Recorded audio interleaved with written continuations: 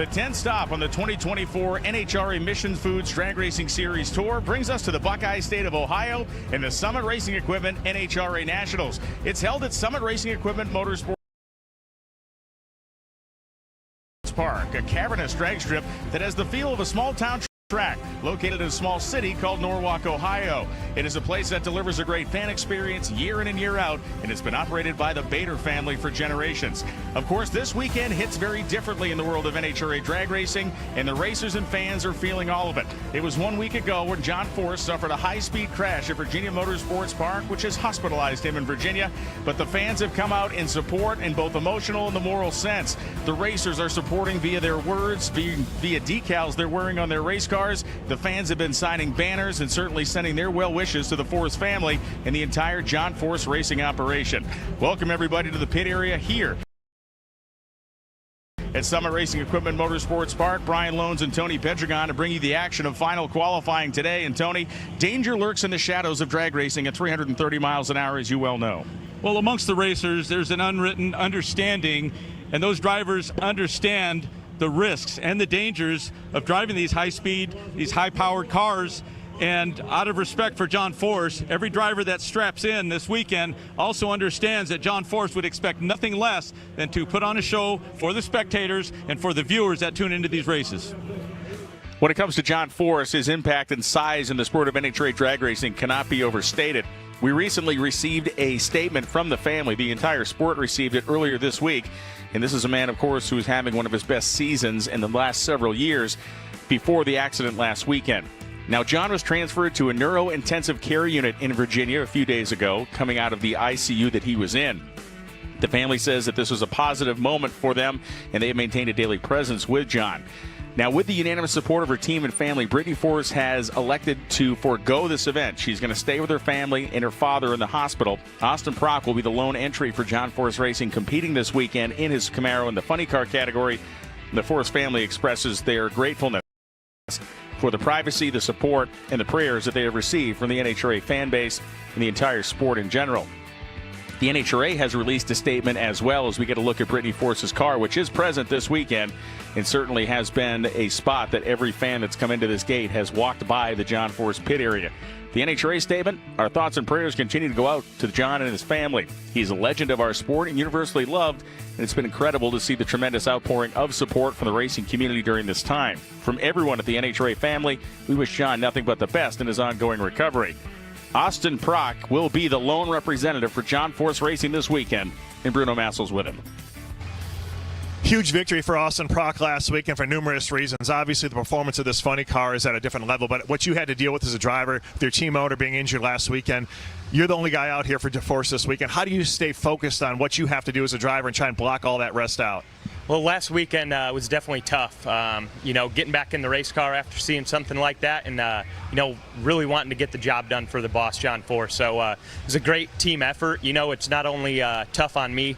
John Force is a great friend of, all of us here at John Force Racing. So it's not just pressure on me. It's the whole company.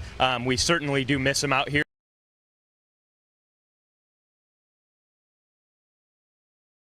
And we want to go get him another win this weekend. Support all our great partners. We're rocking the AAA colors weekend and would really love to get this thing in the winner's circle for, this team, all of John Force Racing and the Force family. As Tony mentioned earlier, as Austin mentions here, the acceleration show goes on, and Austin Prock has been carrying the mantle of John Force Racing this season. His rookie year in funny car has been phenomenal. He won the Virginia race in spite of all those emotionally draining factors that tried to distract him. He did not allow it. He drove the car impeccably. His father and brother tuned it just as well, and it was an absolute team victory for the Cornwall Quality Tools Camaro. The start of Austin Prock's career, 9 races, 3 wins. 6 final rounds, 6 number 1 qualifiers, 3 wins in the Mission Challenge, a 21-6 round record, and a first place points position.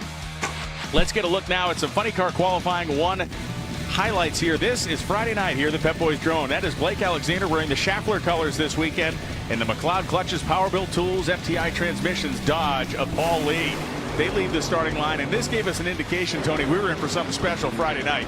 And it was that nice 392 for Blake Alexander that led the field, but only for a minute. No sun on the racetrack, but the appearance of the track from the starting line to the finish line is very dark. That means there's a lot of good rubber on it. And of course, with the sun off of the track, the amount of grip, the level is very high. Bob Tasca III wearing the Ford Performance colors, and the DHL GR Supra of J.R. Todd lined up side by side. And J.R. Todd really decided to let this place have it as they left the starting line, smoked the tires, but Bob Tasca III went down to the top end. 389.8 at 329. He grabbed the #1 spot for that moment. Yeah, Tasca really set the bar and allowed all the other tuners and all the other teams to know how much and how quick this track would be. Austin Prock wearing the AAA colors this weekend, along, of course, with support from Cornwell Tools on his Camaro, and he is wearing the John Force Tribute visor on his helmet. That is something he plans to do as a tribute to John, as John has affirmed. Matt Hagan across the racetrack. We ride with Austin. A comparatively small amount of steering in a funny car on that particular run, but a 389.2, he grabbed the #1 spot. Even a little bit of movement on the steering wheel, you're still doing a lot of physical driving. And for Austin Prock, he stays ahead of the car. He keeps that wheel moving in the event that it wants to push out of the groove. We move to session 2, which was held under the lights here in darkening conditions at Summit Motorsports Park. That is Dan Wilkerson, the Skag Power Equipment Ford Mustang, and young Bobby Bodie, the RB Plastic Bags family car. Both drivers hailing from the land of Lincoln in Illinois.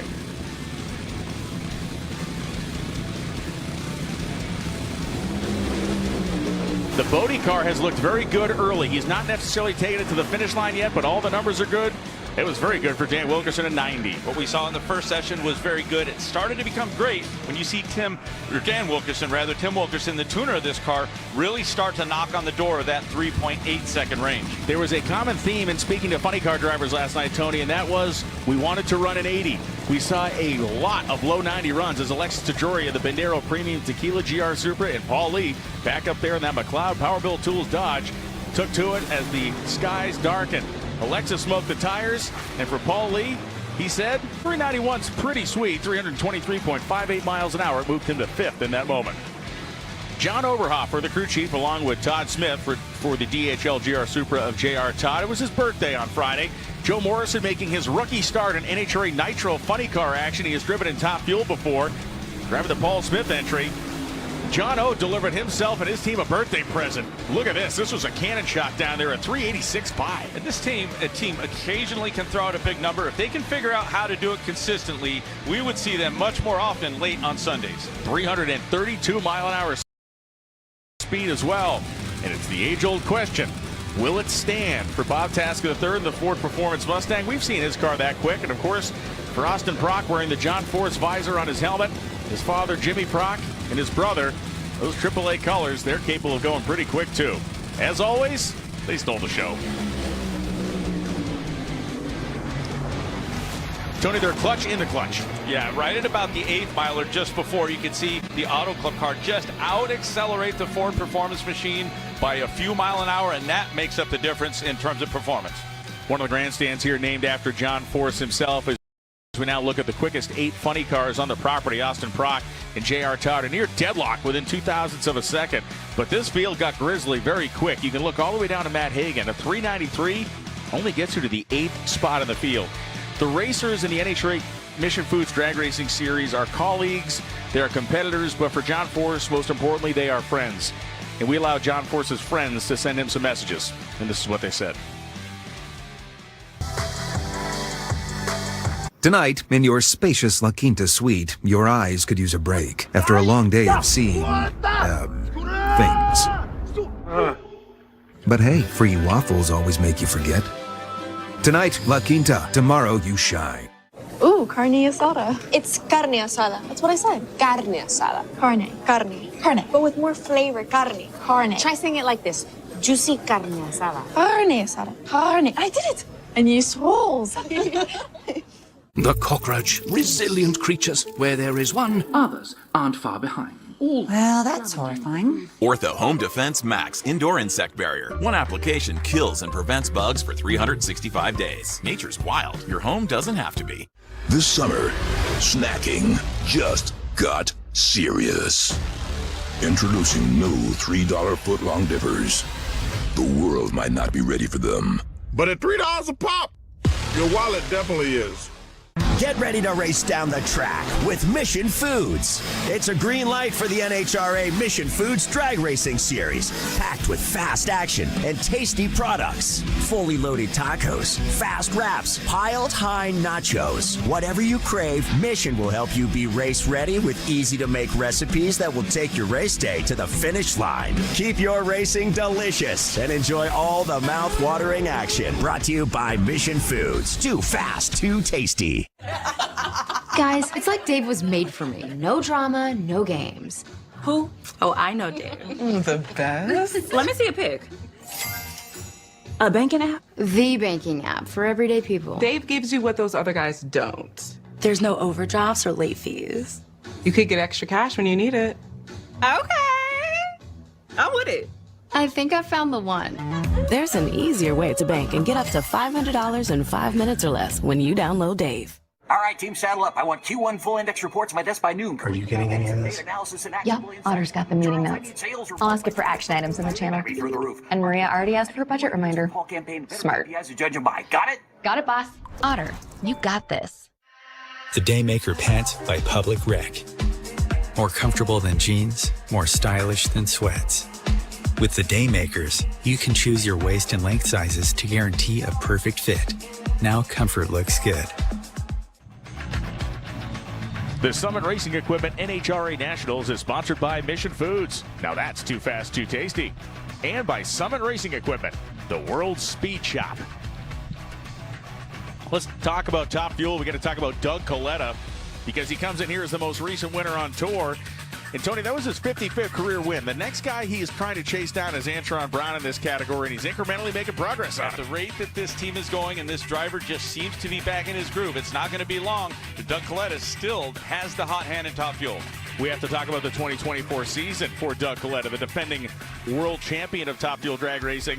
9 starts, 3 wins, 5 final rounds, 3 number 1 qualifiers. It is so incredible, a market change over the last 2 seasons for this team. Jordan Vandergriff is with the defending champ. Our winner from Virginia was Doug Coletta, and Doug Coletta, coming into the weekend, is the points leader in Top Fuel. Now, Doug, talk to me about the mindset of this team coming into this weekend. Yeah, we're super excited to be here. My car's been really performing well. We've got applied innovations on the cars this weekend. We're at our local track, really a couple hours away, so yeah, just really excited. Connie's here this weekend. We got funny car and 2 dragsters. So after the first day of qualifying, we're all running pretty good. So yeah, we're pretty excited.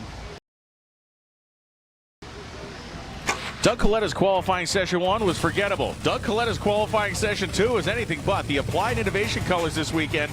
Doug had to be the first car down. He was the test guy. He was the test rabbit for this thing. One thing about his tuner for Alan Johnson, there's not a lot of testing. They race one way.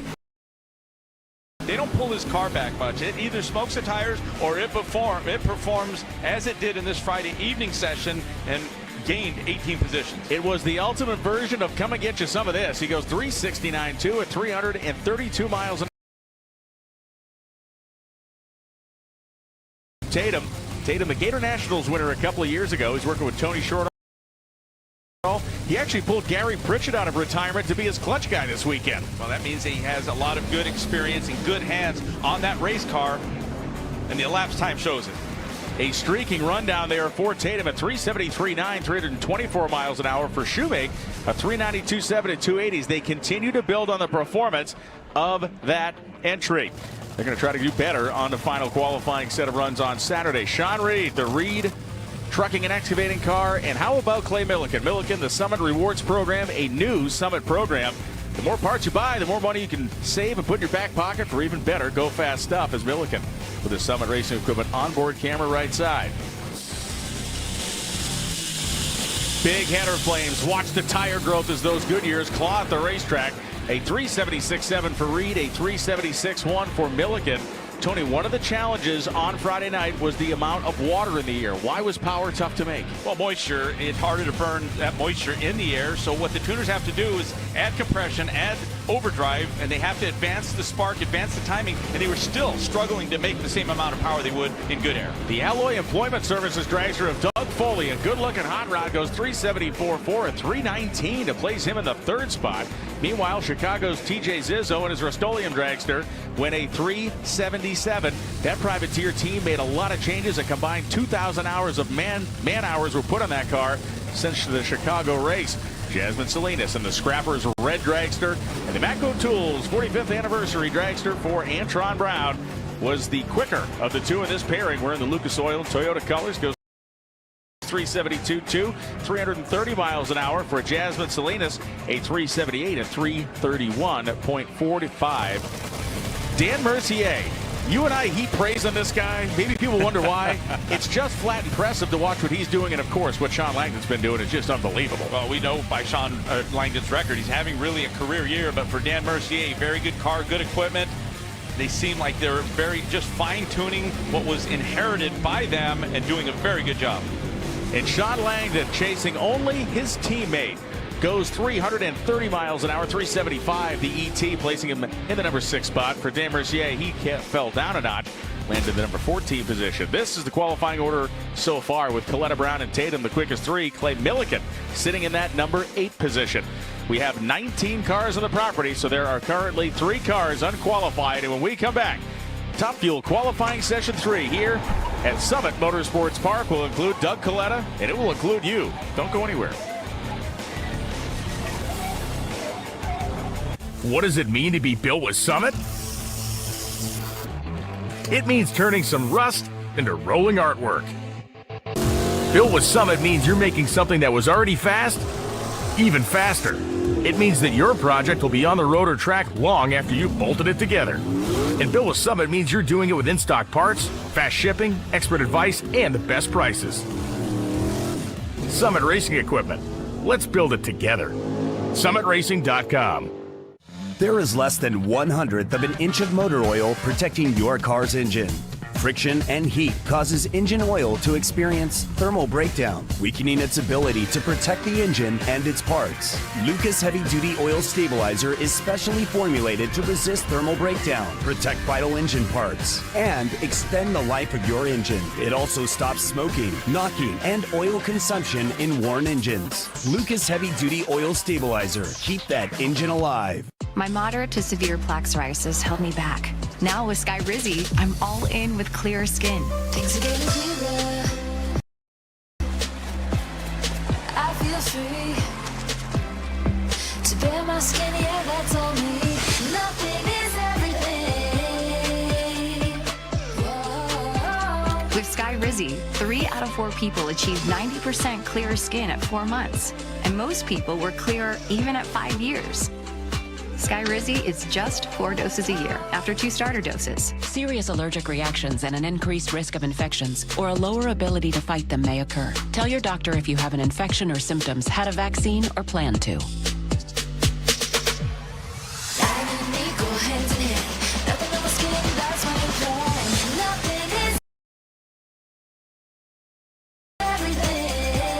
Now's the time. Ask your doctor about Skyrizi, the #1 dermatologist prescribed biologic in psoriasis. Learn how AbbVie can help you save. Every Saturday, your game is on Fox. Because here is where it happens. Saturday on Fox, Judge swaggered up and went supersonic. True story. Saturday on Fox, the Dodgers put on a show in New York. You saw that, right? Saturday on Fox, De La Cruz showed off his record-breaking arm. And it was Saturday on Fox when Harper, went all Harper. So yeah, Saturday on Fox is where it happens. It's all about the ice cream at Summit Racing Equipment Motorsports Park. It is a place that has been known for their cheap ice cream for years. Now, no longer do the kids have to shovel it out when in frozen state. You get a nice self-contained cup, but the line has been wrapped up all morning long, even through the rain and through the rough weather we had to get things going on Saturday. Let's go to the track facts here at Summit Motorsports Park. The Bader family has operated this facility for years. Opened in 1963 as Norwalk Dragway, which was a very, very small racetrack. It went through periods of being abandoned before Bill Bader Sr. got a hold of it in the 70s. Beckman, Torrance, Enders, and Anderson locked up in Pro Stock, and Hines are the respective class leaders in victories here in Norwalk, Ohio. So Jasmine Salinas on the racetrack right now next to Sean Reed. This is the Scrappers Top Fuel Dragster of Jasmine. Tony, we have watched the car. We've said it the last couple of races. The anticipation is very high now when we see Jasmine in first round. She has been in every first round the last 3 or 4 races, meaning that she has been competitive in every first round. Doesn't quite have the results to show for it. She doesn't have her first round win in a Top Fuel Dragster. However, she is knocking on the door. She's put on some and lost some very close races. Just a matter of time before they start winning some rounds. Sean Reed, as tuned by Rob Wendland, what a 76 in their best run during the first day of qualifying. Tire spin, cylinders out. Jasmine drops off to the back, 378.8 at 314. What is the recipe for not failing today? What do you have to do to hop this thing up? Well, there's 2 things. It looks like Jasmine Salinas, there is a point that you can press beyond what this track will take. And the other challenge for the tuners is the increase in humidity, the barometric pressure, the density altitude. That's a combination of the temperature, the barometric pressure, and the humidity, the moisture that's in the air. Everything is increased. So their challenge is to try to hop the engines up. I'm sure they're putting thinner gaskets, more compression, more timing. You can see for Sean Reed, a cylinder out near the end of the track. Earlier in this session, Spencer Massey and Josh Hart, neither of which were qualified, took to the racetrack. Josh Hart has never failed to qualify in his career, and he will go into Q4 not in the field. Meanwhile, Spencer Massey double-stepped this car coming off the starting line, and we see this in slow motion. And Tony, the violence of a double-step captured at this speed, what it does to the chassis is incredible. It is very subtle, and what you're looking at is the driver is going to try to anticipate the light, and this is a quick reacting, quick driving driver right here, and you can see those injector blades. They open, and it's very subtle, but if they open 1/4 of an inch, it actually can fire off the sequence of timers. Now here's a car, it's just unloading. It has the front end up, but it was that misstep at the jump. The Heartwood Planning Group dragster of Kyle Wurtzel and Dan Mercier of Quebec, Canada. Wurtzel was on the bump spot, and his blower, it's headed to supercharger heaven after this run. As you can see, there is nothing left of it. Yeah, the damage was done early in the run, and both cars left with misfiring cylinders, and the driver has to make that split decision. They stay on the throttle, and the engine damage is clear for Kyle Wurtzel. The sun breaking through the clouds for the Leatherwood Distillery, Michael Waltrip Brewing, top fueler of Tony Schumacher. And across the racetrack, Mr. Billy Torrance said, hasta la vista, baby. He goes through in the Capco Contractors car with a 374, moving himself to the number 5 position. Yeah, a good run. Almost a carbon copy of what they did last night. Again, this is in worse climate or conditions overall than what they had yesterday. You can almost see the sun wanting to peek through, and that boosts the humidity up even more. Clay Milliken, the Summit Racing Equipment onboard camera. He is carrying, I should say, the Summit Rewards Program colors, a new program that the company has instituted. If you're a Summit customer, the more you spend, the more you save. And across the racetrack is Justin Ashley, the Skag Power Equipment, Phillips Connect, Mac Tools, Toyota top fueler. This is a car, Tony, that had a great grip on the points lead early in the season, but it has fallen to 3rd. Well, we saw the odds earlier. Justin Ashley is actually a good bet if you feel like having a little fun and taking a little chance. He's not a bad bet. He's still quickest off the starting line. And this car, while it's not in the winner's circle, it's very consistent. And it's consistently quick here as we see Justin Ashley go 374.0, quick for the round so far at 330 miles an hour. Clay Milliken 377.9. Yeah, for Justin Ashley, and it's a bigger surprise that he's gotten bounced out of competition the first round, the last 3 races. And I don't look to see that happen here. They seem like they've been too consistent. This is a good racetrack. Tomorrow's conditions will bring cooler racetrack, cooler conditions, more power, and that's where Justin Ashley shines. Ashley's run places him now in the number 4 position, and you saw that contrail coming off the wing as it went down the racetrack. The knife edge of that wing physically knocking the moisture out of the air. It gives you an idea of just how humid it is, especially past the rainstorms that we saw this morning. Earlier, TJ Zizzo of Illinois came up to the starting line, the Rust-Oleum Top Fuel dragster. We always love when TJ comes out, lined up next to Steve Torrance.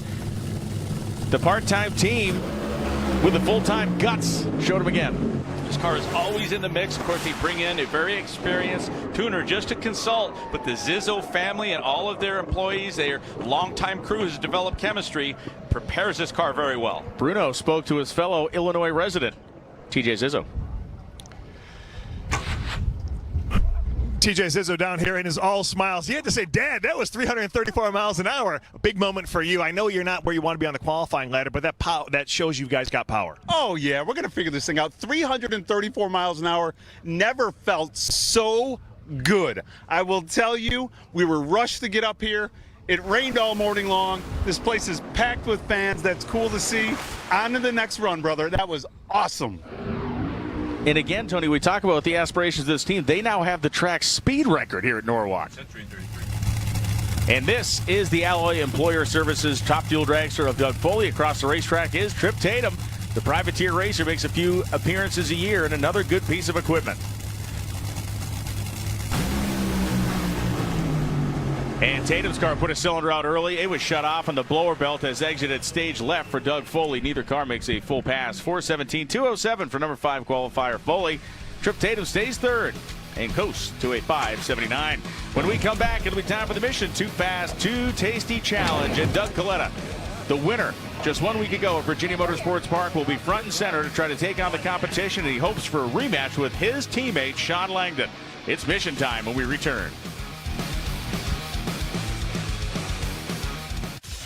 Monday, it's the Summer of Stars as the U.S. hosts the world's best players for Copa America. The U.S. men's team looks to make an historic run. This is the championship of the Americas. USA versus Uruguay, Monday at 8 p.m. Eastern on FS1. Play along with a game show everyone can take part in. You picked C. Why did you pick C? When in doubt, pick C. The 1% Club, all new Monday on Fox. Americans turn to RVing in record numbers as they pursue the spirit of freedom and travel exploration. Life is more than what we've been told it's supposed to be. The RV community is stronger than ever as family and friends seek quality time together. To be free, this American dream. Camping World has been a part of the American dream since 1966. Shop over 6,000 RVs for less than $200 a month, only at Camping World. Your calling. Some people find theirs at an early age, others later in life. No matter when you find it, consider yourself lucky, because it becomes your everything. Our calling was to build trucks, and that's why trucks are what we do. We put our everything in every truck, so that when you find your calling, nothing can stop you from answering it.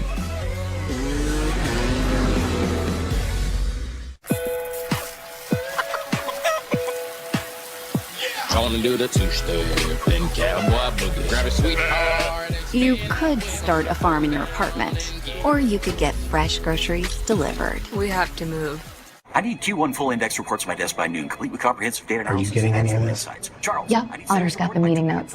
I'll ask it for action items in the channel. And Maria already asked for a budget reminder. Smart. Judge mom by morning. Got it? Got it, boss. Otter, you got this.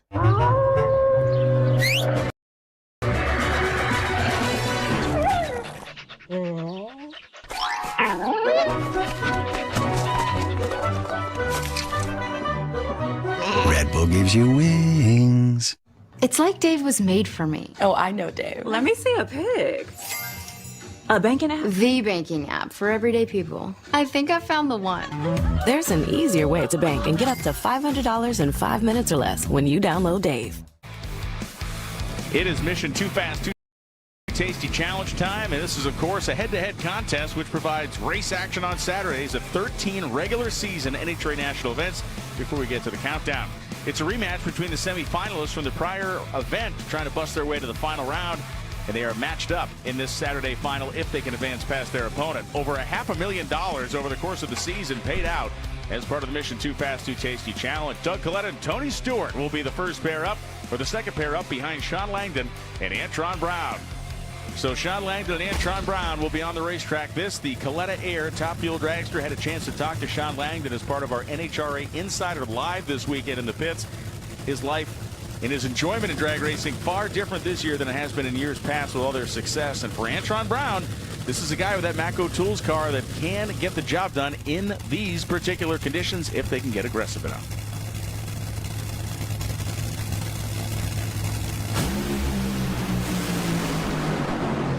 Antron was out first with a 40 light. Nice runs down here. It is going to be Antron Brown goes 371 and gets the job done. A 371.7 beats a 373.9. Jordan Vandegrift has more on Antron Brown. Yeah, you guys, Antron Brown's team has been hitting its stride lately. He told people before this run that they were going to try to replicate what they qualified with yesterday. That was a 72. As you can see, they went on 71 with a 7. They're doing a great job. They might be a team to reckon with coming up. Ultimate game of revenge, and Antron Brown just flipped the script. Now, he was not happy a week ago with his reaction time. It was a close race. Sean Langdon still outperformed him on the track, but Antron Brown was going to make sure that he didn't get out of the starting line second. He got the jump on Sean Langdon, and of course their tuner was able to follow up and encore what he did yesterday. And for Sean Langdon, he was right there the whole way down. 34 thousandths of a second, the margin of victory.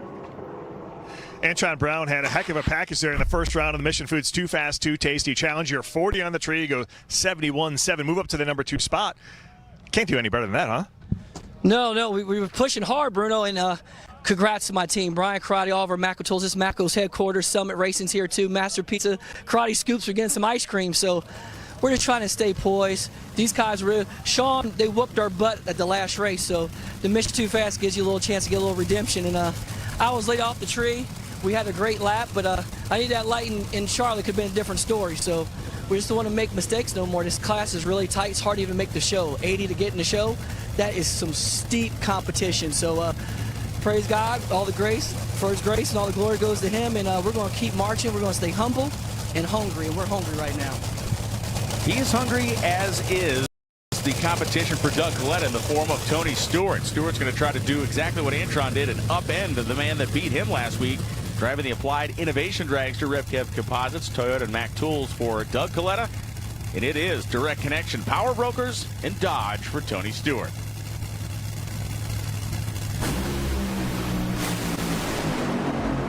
Man, a great side-by-side drag race, and this one again goes to Doug Coletta, 3:7:09. Put him on the top of the sheet for low ET of this round as well. 334.9 miles an hour, just shy of his teammate's new track speed record set by Sean Langdon at 3:35.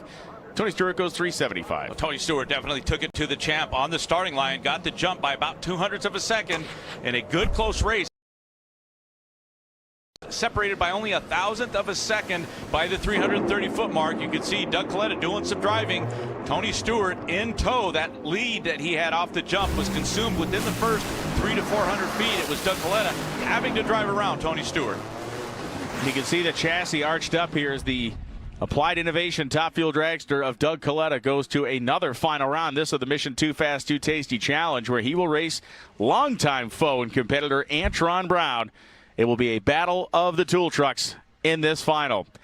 When we come back, it'll be Funny Car Qualifying Session 3. We'll get you up to date on all the great stories and bring you the runs that will help to lock the field here in Norwalk. There's a lot of qualifying yet to go. You shouldn't go anywhere.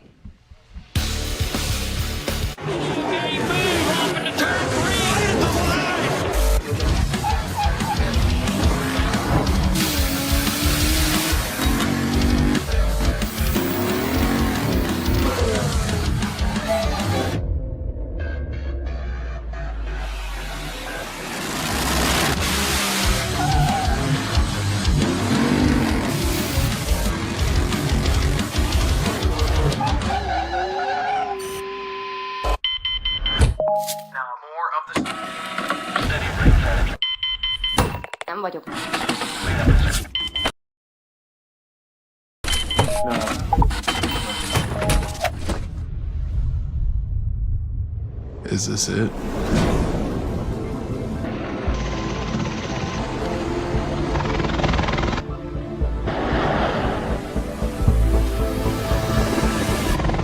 This is it! For 70 years, this race has been the testing grounds for racing immortality. The speed. 328 miles an hour. The glory. Get it on, Garland's winning his 3rd U.S. Nationals in a row. The big go. Celebrate 7 decades of drag racing at the 70th NHRA U.S. Nationals, August 28th through September 2nd. Kids 12 and under free with general admission. The 70th NHRA U.S. Nationals, August 28th through September 2nd. Everything you see in this Pizza Hut commercial is $7. This pizza, $7. Those wings, $7. All this goodness, $7. I can't even get a latte for that. The $7 Deal Lovers menu, only at Pizza Hut.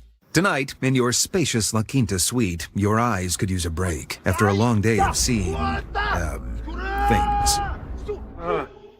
But hey, free waffles always make you forget. Tonight, La Quinta. Tomorrow, you shine. One bite of 100% Angus beef ballpark frank, and you'll say,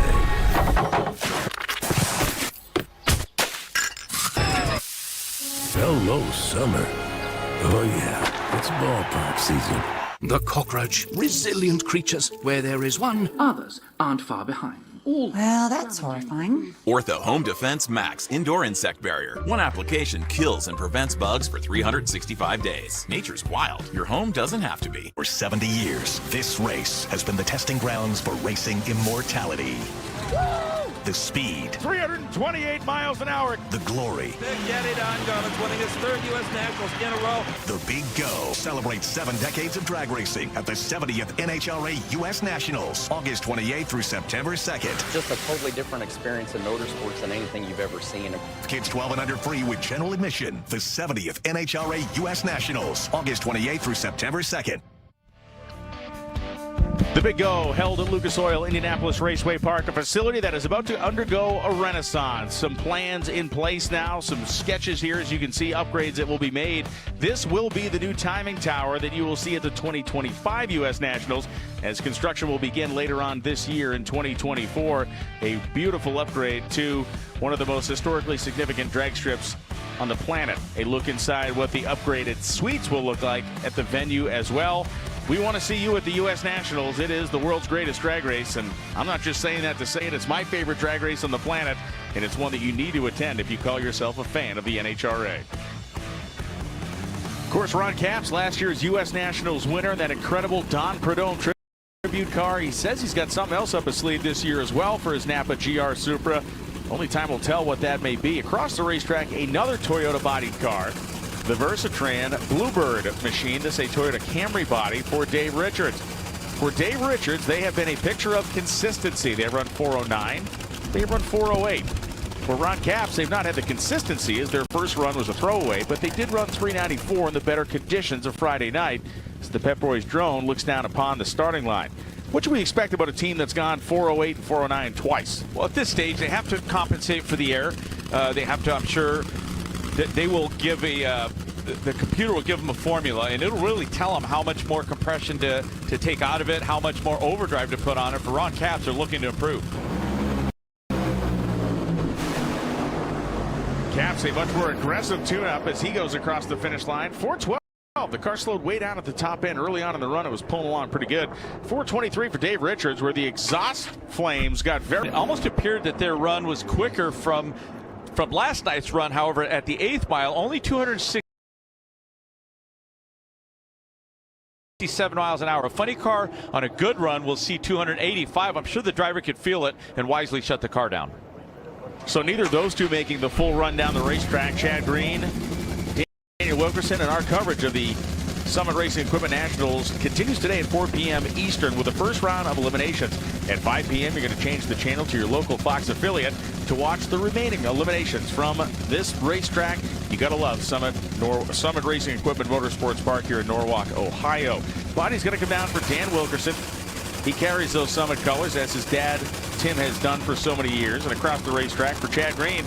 Green right now sitting in the number 7 spot, having gone 392 last night. And both these teams are 2 for 2. They had some success in the first qualifying session. They both ran quicker in the final qualifying session last night, and I'm sure that they have the track surface to try to improve.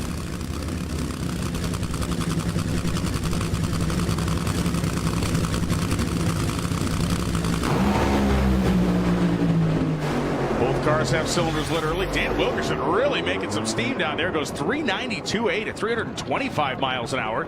Chad Green falls in line nicely with a 396. Now that 92 doesn't improve Wilkerson, but it certainly sends a bit of a message across everybody's bow here. Yeah, it's very consistent. And, again, while it's very muggy, it's very humid outside, the temperatures are in the mid 80s.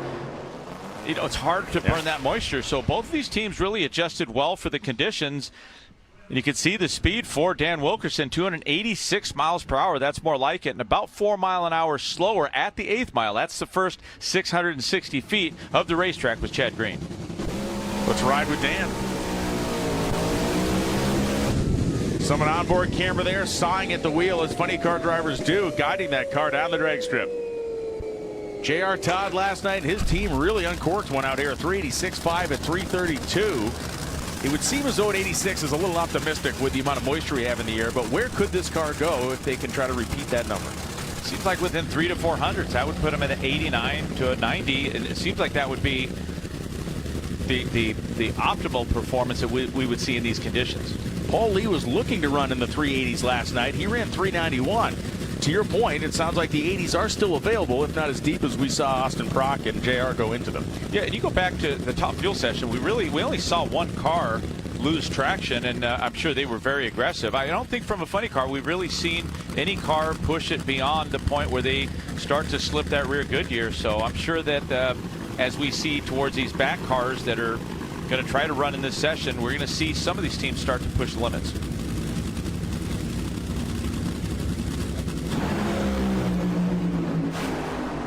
Lee's car smokes the tires, and J.R. Todd has to click it off early. 422.8 at 222 miles an hour.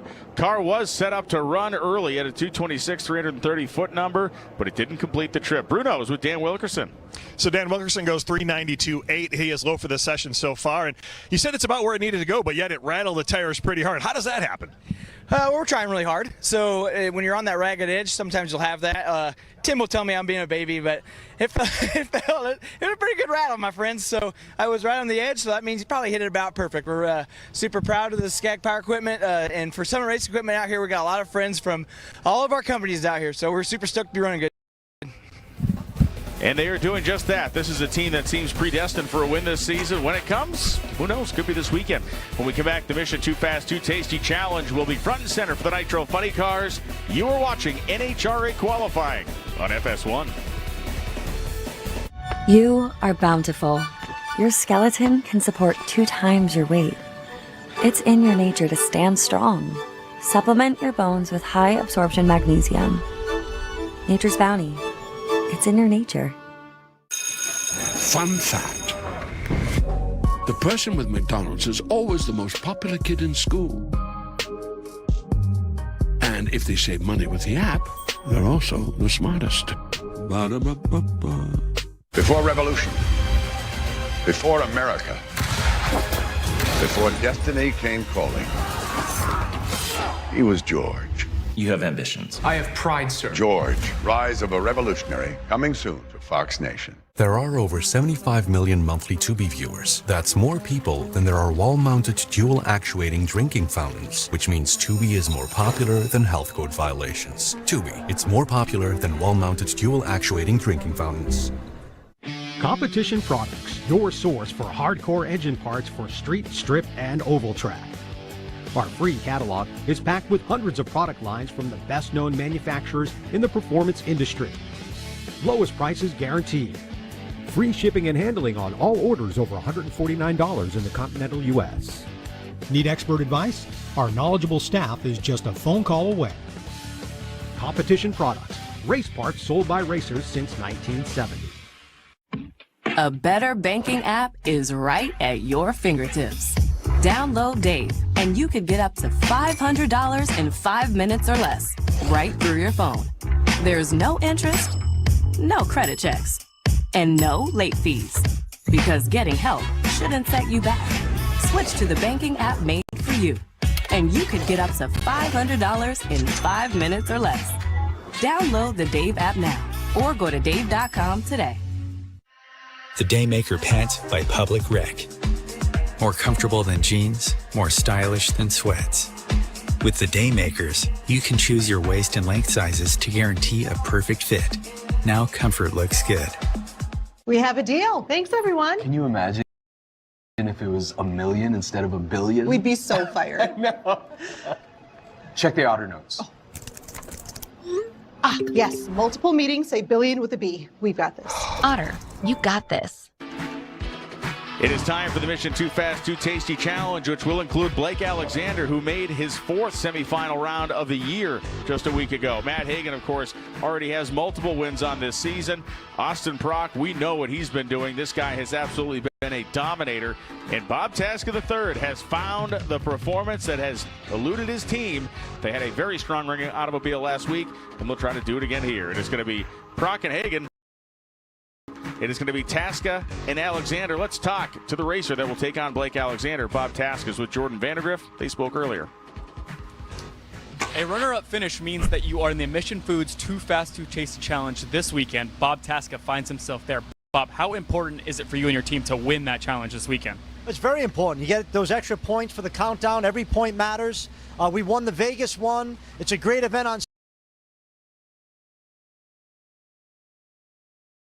Austin Prock. Yeah, Austin Prock has been dominating the funny car class, but it's not lost on him that Matt Hagan is a tough opponent. He told me he's going to have all of his ducks in a row in order to run good here this round. We know that Dickie Venables and Matt will have those ducks lined up as they have had for so many championship seasons, but let's be honest, Jimmy Prock kind of has some ducks too, and they tend to follow in line of what he asks them to do. And those ducks underneath the water, they've been pedaling pretty consistently. He still has the quickest car. He's very good off the starting line. He knows that Matt Hagan will bring the heat. He knows Matt Hagan's going to get up on the wheel. And the only chance that Dickie Venables and that Dodge machine will have is they have to get more aggressive. They were a few hundredths of a second behind in performance a week ago, and they find themselves in a similar situation. Can a guy like Austin Prock, even with the amount of success he's had, be intimidated? Yeah, the winning formula, I mean, you have to get up for every round, for every race, but you can see the focus in his eyes here. We leave the starting line with Prock as he hangs on the butterfly steering wheel. What a battle to the stripe they go.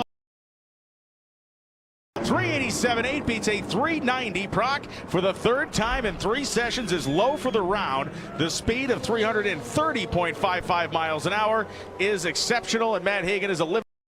Look at the reaction times, 38 and 36 and 48. This is some high level. These drivers operate at a much higher frequency than most. You can see Matt Hagan in 036, which for a funny car, you really have to be sharp. You have to be on your game. That put Matt Hagan in the race identical by 330 feet. It was Austin Prock that just started to pull away. The car's very aggressive in the 8th mile, was 2 miles an hour faster, and that acceleration in the middle of the course is what makes the difference. This is just brutal performance, and they both brought the house. The 2 quickest cars of the session. You can see Austin Prock with that 330 mile an hour terminal speed, pulling away from Hagan with misfiring cylinders just at the end of the racetrack.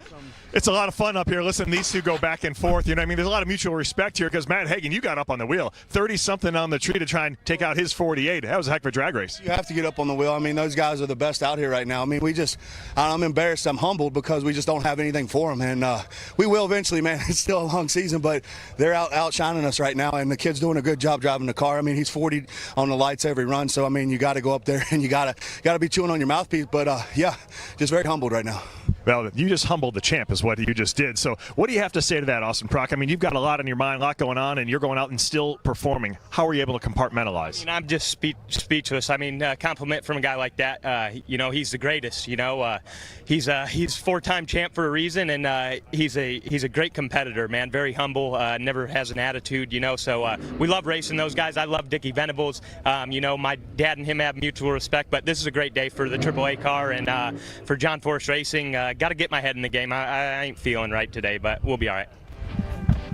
If that is not right, I don't know what right is, because that is as good as it gets in the world of funny car drag racing. As Blake Alexander, the Schaeffler colors this weekend, along, of course, with Pronto Auto Service Centers.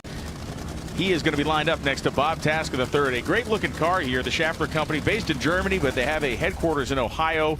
They provide bearings and all kinds of great OE supplies to manufacturers across the automotive industry. For Bob Taska III, he knows a little bit about the automotive industry as well in that Ford Performance Mustang. Yeah, a little bit. And I think the pair in front of him just showed us not only do you have to have your ducks in a row, you have to have your horses in a row, too. Yes, sir. Let's go to the starting line. More with Jordan about Blake Alexander.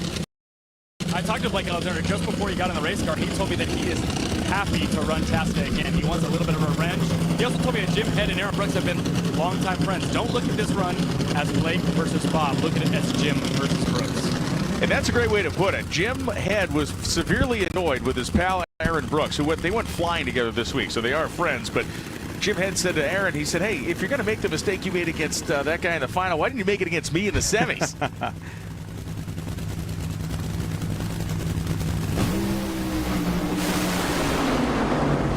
And trouble for Alexander as the car smoked the tires, and that allowed Bob Tasker III 388.8 at 326 miles an hour. Bob Tasker and Austin Prock, the two quickest cars, will meet the final round just the way it's supposed to work. Yeah, this Ford performance car is back, and we knew that at the previous race. A good jump. You could see a little wobble early in the run for Tasca, made a quick correction, and that probably made the difference. If you allow these funny cars to get too far out of the good rubber, they will start to spin the tires. So a good save for Tasca, a good setup, and you can see the car start to out-accelerate the Ford machine just before it loses traction. But the old saying goes, they run awful good before they let go. Bob Tasker III is fired up, and he's with Bruno.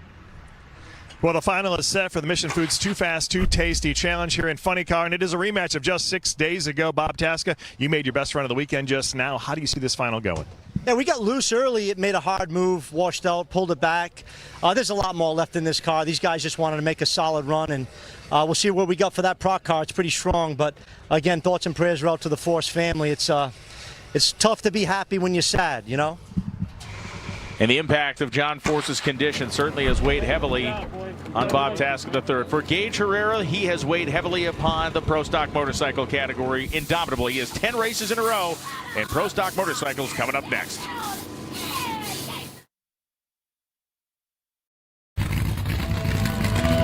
Time. It's the only thing that matters on this track. And it's the only thing that matters in this field. If you're not making the most of every second out here, consider yourself second place. That's why I run Fendt, with a full lineup of industry-leading machines that maximize my efficiency. If every day is a race against the clock, I have yet to lose. Power, performance, and top-notch results on the turf and on the track. Skag Power Equipment is mowing down the competition. Built by hard-working Americans in state-of-the-art facilities, Skag machines are made to last. Don't get left behind.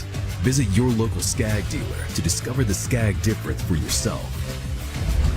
Skag, simply the best.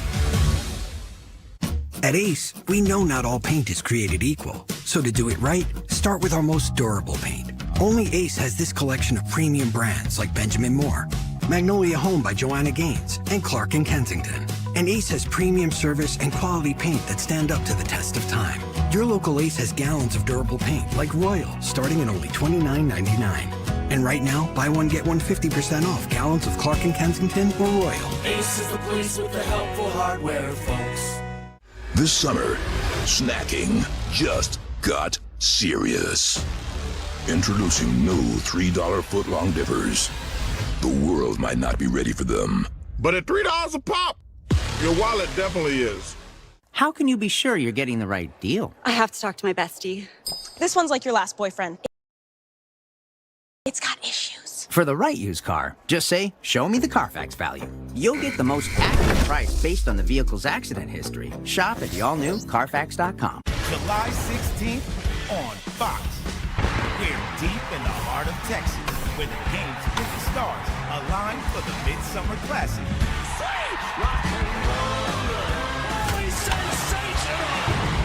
The MLB All-Star Game, July 16th on Fox.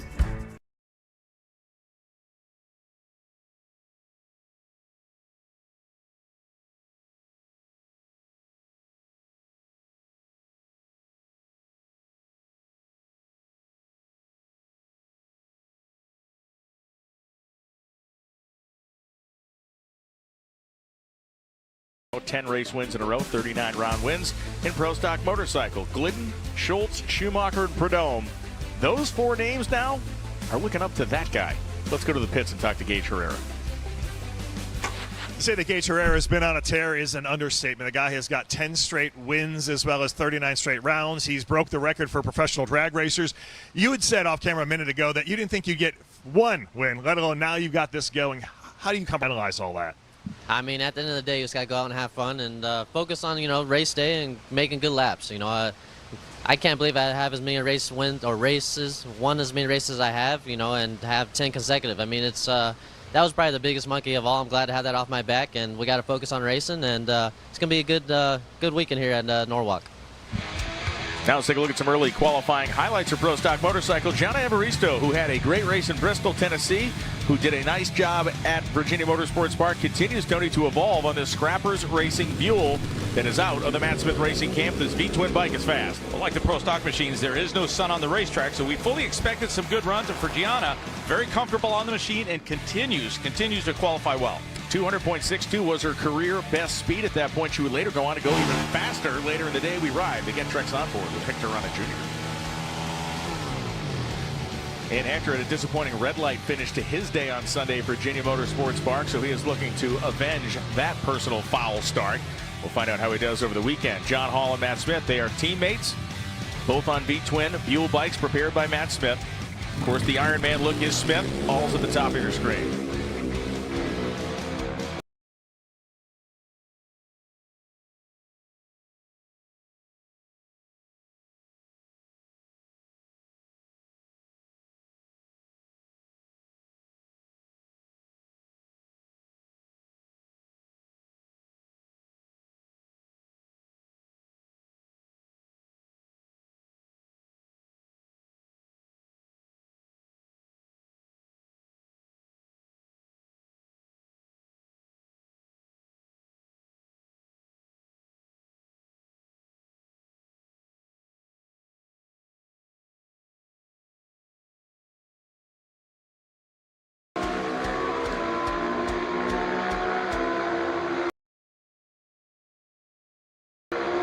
And the smoothness, Tony, is there. We can see that very little movement, have the rider having to throw around. All the buffeting for these Pro Stock bike riders. It's no wonder we don't ride these machines. Mark Ingerson closest to us, and the all-conquering Gage Herrera, who was reasonably disappointed in this session when he came in and kind of mid-pack. The Vance & Hines Hayabusa went across the finish line stripe with a 6.79.9 to move himself right into that number 3 position. For Mark Ingerson, a 6.88.9 is the number 9 qualifier. It was time for Matt Smith and Gianna Evaristo to line up side by side to basically close out session number 2. Off they went.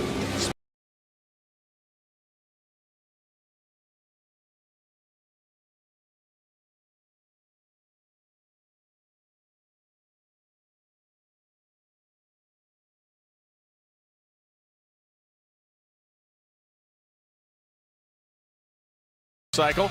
John Hall being the man who is the upper end of the quicker side of the field. And now let's talk about the Mission Too Fast, Too Tasty Challenge, which will pit Hector Rana Jr.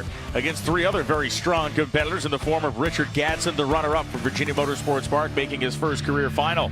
John Hall, who has been riding a very fast bike and riding it exceptionally well this year, will be part and parcel of this contest. And finally, of course, Gage Herrera, the Revzilla Hayabusa out of the Vance & Hines team with support from Motul, comes in as the headlining act of the Mission Too Fast, Too Tasty Challenge. It'll be Herrera taking on John Hall. It'll be Gadsden taking on Hector Rana Jr. It'll be Vance & Hines taking on the world. Richard Gadsden is coming off a runner-up finish last race to his teammate Gage Herrera. Now, you are in the Tasties this weekend. How do you win the Mission Foods Too Fast, Too Tasty Challenge? Go after the tree and keep your eyes front and hope I get there first. It's pretty simple. We're still trying to find a little bit of performance on our bike, but I think if I just do my job, I think I can. I think we got Hector Jr. first round. I think I can give him a run for his money. So Richard Gadsden, now the Vance & Hines team is fast, but they do move at the normal rate of human beings in the real world, so that interview was a little bit ago. He is on the starting line right now against Hector Rana Jr. Of course, Gadsden hailing from Florida, Rana from New York State. Gadsden made that final round to face off against his teammate, Gage Herrera, just a week ago. You know, Tony did a nice job for himself. They left exactly on time. He certainly sent a message he's capable. Arana needs to match him here and not be over-aggressive on this Gettrex motorcycle. Well, they really hopped the bike up in the final round, and that gave his teammate Gage Herrera, kept him pretty honest. It was a very interesting, it was an exciting, it was a very close race. And for Hector Rana Jr., prior to that semifinal red light against Gadsden, they were pretty close in terms of performance.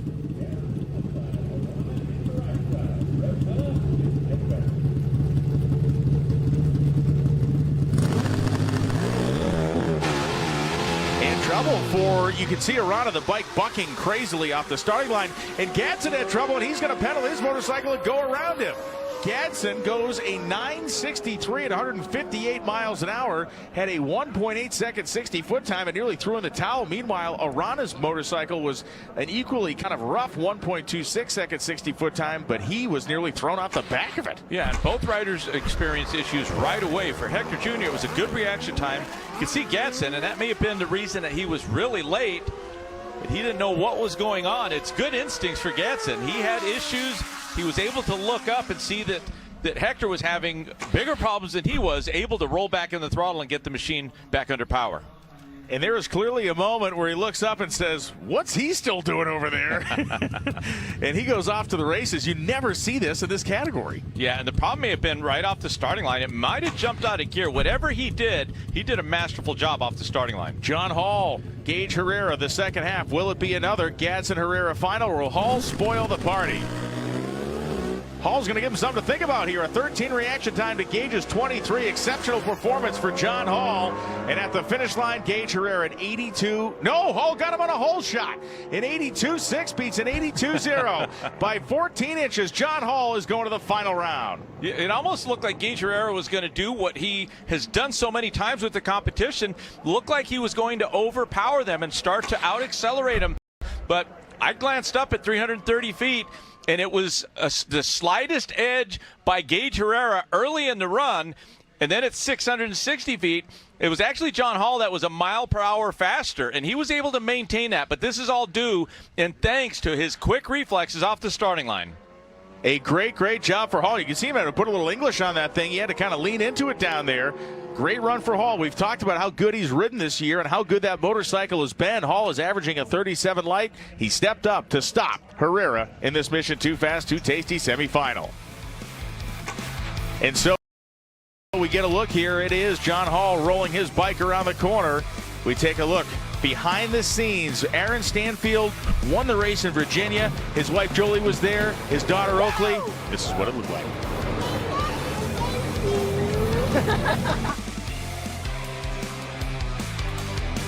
Everything starts with a spark. E3 with Diamond Fire technology is an inferno waiting to wake up your engine.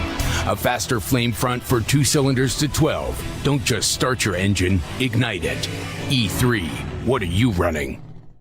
Dude, it's crazy Antron Brown's our new firefighter. Yeah, they sure love that new flashlight from GovX. Hey, Oakley's. Backpack. Gear bag. Cooler. Oh, headphones. Fire truck.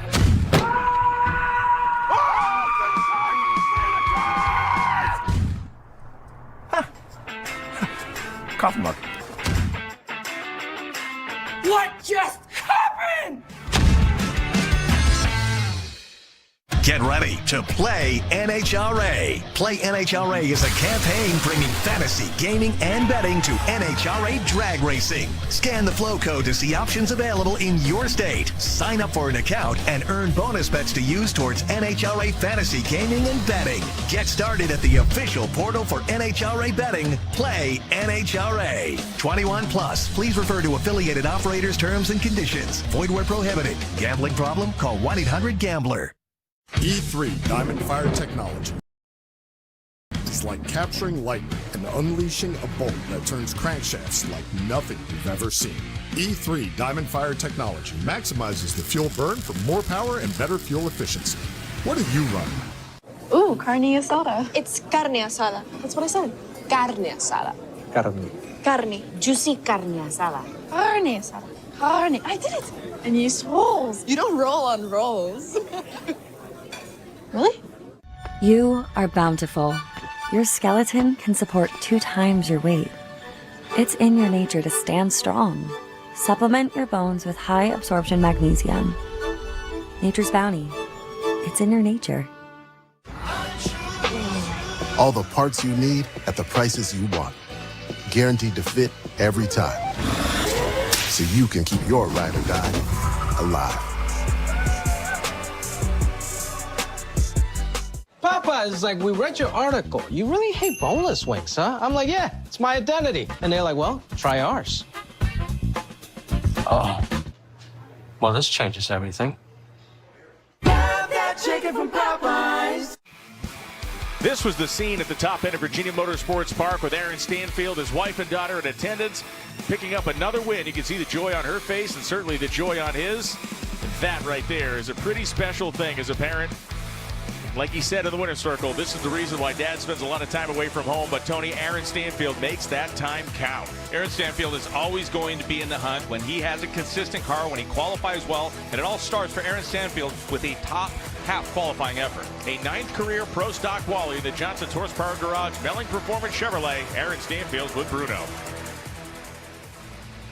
Aaron Stanfield comes here off a big win just a few days ago in Richmond. He was holding up that Wally. They're tough to come by these days in Pro Stock. The class seems to get tighter and faster and more competitive each and every week. What do you guys have to do this weekend to do that again? Pro Stock's tough right now. The cars are really close. The drivers are really close. But we're really happy to pull it off last weekend. But that race is over, and we're focused on this one now. And I think we're going to take that same approach and try to do my job behind the wheel and keep this hot rod under me. And hopefully Mother Nature cooperates with us a little bit better. I think the air is supposed to be pretty nice on Sunday, so might see some fast runs for these summer months in Norwalk.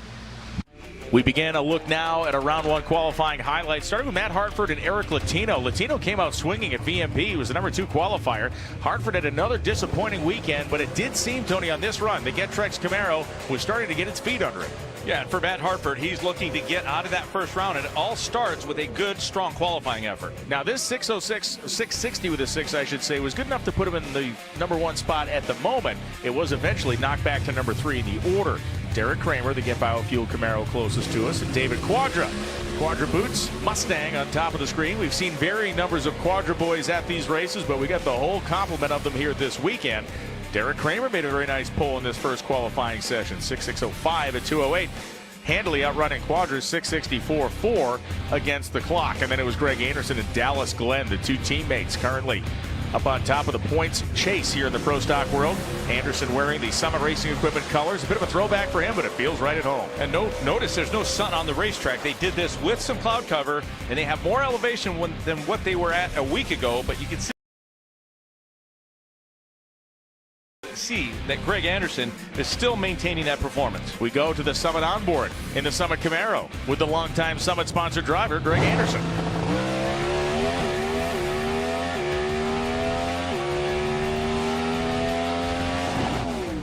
Just a faint whiff of tire shake at the beginning of that run. He drove right through it. I'm trying to find out and realize, trying to see if that's a 20 or if that's a C note on his dash. We'll have to find out as we now go to qualifying session 2. It was Erica Enders at Johnson's Horsepower Garage Melling Performance Camaro, Christian Quadra. This was the first pair, Tony. Erica's car had a problem with the transmission in the first qualifying session. It shifted from first to third, something that has never happened to her in 20 years of running Pro Stock cars. And no problem on this run right here. You can see her pull away from her teammate. We knew it was going to be a good run. 60 with a 1 took her to the number 2 position at over 207 miles an hour. Christian Quadra moved himself to the 15th spot off of the bump spot of 16. Dallas Glenn and Troy Coughlin Jr. These two have tangled plenty over the course of time. Rad Torque Systems in Summit for Dallas, and of course the Jigs.com colors, a fellow Ohio-based massive speed shop for Coughlin. For Coughlin, a 661.8, but for Dallas Glenn, a 6.607 moved him up to the number 5 spot. He was happy with that as they continue to sort out what is effectively a brand new race car. After the first day of qualifying, Anderson leads the field. Enders, Kramer, Hartford, Glenn, Stanfield, Latino, and McGahey are the quickest 8 cars. But now it's time to talk Mission 2 Fast, 2 Tasty Challenge. And the 4 combatants that will be throwing down here at Norwalk include Greg Anderson, who is seemingly back to the form that had won him so many championships in races over the course of his career, and Eric Anders, the 6-time defending world champion. She too is trying to break herself out of a bit of an early round slump over the last few races. Dallas Glenn, usually a smile on this guy's face because he's going rounds this season, and he too is way up near the top of the points. And Aaron Stanfield, a man who has won 9 Pro Stock races, has won multiple championships in sportsman drag racing, and who does a whole lot more talking with his car than he does with his job. That's the ladder. Stanfield and Anderson one side, Glenn and Enders on the other. It is symmetry, and it's going to be tight. Let's talk to Dallas Glenn. Jordan Vandergriff is with the man who is looking to get some redemption from last week. Dallas Glenn is coming off a runner-up finish last weekend in Virginia. Now, Dallas, how do you make up for that runner-up finish in the Mission Foods 2 Fast, 2 Tasty Challenge here? Well, I just try to kind of keep doing what got me there, and try to make good, clean runs. You know, we're still figuring out a few little glitches with the new car, but we're here in front of everybody at Summit. You know, their headquarters is here in Ohio, so we got a lot of Summit people here, but we just want to do the best we can for them. Try to make some good, clean runs and have good reaction times. You know, it was a killer final there for everybody in Richmond, and hopefully we can put on a good show for the people who stuck out through the rain here in Norwalk. And that is exactly what we are looking forward to see, as Dallas Glenn is right there, the Red Torque Systems Camaro in white. Brand new car, as he's talked about, across the racetrack, the Johnson's Horsepower Garage Camaro of Erica Enders. And Tony, you know, it's been kind of an assault on Erica all season long from all sides. The competition really has caught up. And right now, Erica is probably not where she wants. She's third in the points, but it not exactly has been the season she's been looking for. Well, she has the better car right now, and as good as Dallas Glenn was a week ago, it almost seems like the roles are reversed. It's Dallas Glenn that's going to have to go on offense right here to try to get to the finish line ahead of Erica. The remembrance on the back windows for Lizzie Musey. It's been a very difficult week in the sport of drag racing. Obviously, John Force accident, but the passing of Lizzie Musey, a notable racer in the No Prep Kings series. Her father, Pat Musey, a pro stock racer, one of the great engine builders of all time. She passed away at 33 years old. There's a lot of heavy hearts, not only for John Force, but for Lizzie and her family this week as well.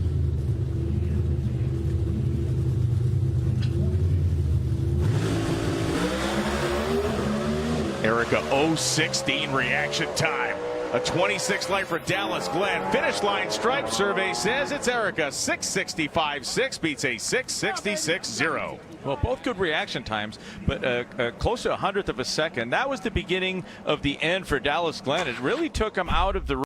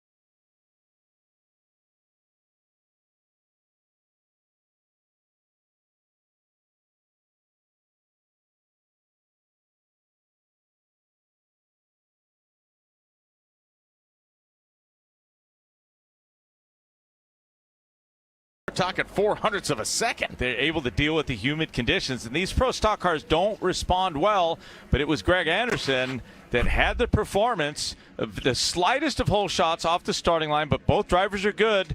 But take a look at those rear tires. They almost seem like they're struggling. The track surface has to be good. There's quite a bit of a good amount of grip. It was Greg Anderson that just pulled away at 330 feet and the 8th mile as they approach that quarter of a mile. And now let's go to the top end that Greg just sped toward. Erica is with Bruno. So Erica Enders moves on to the finals of the Too Fast, Too Tasty Challenge here, thanks to Mission Foods. Erica, a great drag race. I mean, you were just a little quicker on both ends of the racetrack. How is your car running as of late? It's definitely running really great. I've had a super fast race car. We've qualified on the pole the last handful of races in a row, and our losses have been on me, unfortunately. It's something that I've been working on, so being able to throw a 16 up there right now definitely makes me happy, but you know, tomorrow's also going to be a long day, and we're hopeful to stick another elite performance car in the finals of this Mission Foods deal. So I'm excited, and things are going directionally correct for now. I couldn't think of Well, Erica, that didn't happen, but one will be in there, and that will be yours. Greg Anderson will take on Erica Enders in the final round of the Mission Too Fast, Too Tasty Challenge in a little while. But when we come back, final qualifying at Top Fuel, and there is big bump spots to talk about. Tonight, in your spacious La Quinta suite, your eyes could use a break after a long day of seeing, things. But hey, free waffles always make you forget. Tonight, La Quinta. Tomorrow, you shine. Pizza Hut, you owe Chicago an apology. Deep dishes for tourists. Tavern-style pizza is our thing. You just had to tell America about our thin, crispy crust. Try any of our large Chicago Tavern-style recipes for just $12 each. Sorry, Chicago. No one out-pizzas the Hut. We push these cars to the limit every single time. It's 330 miles per hour, less than 4 seconds down a 1,000-foot drag strip. On race day, our crew does not have time for tools that are going to fail. We need the toughest tools for the toughest job so we can win. I'm very proud to be teamed up with Cornwall Tools. We've been with them for a handful of years, and to have a tool company on board and that we can win with, there's no better partnership. My crew trusts Cornwall Tools.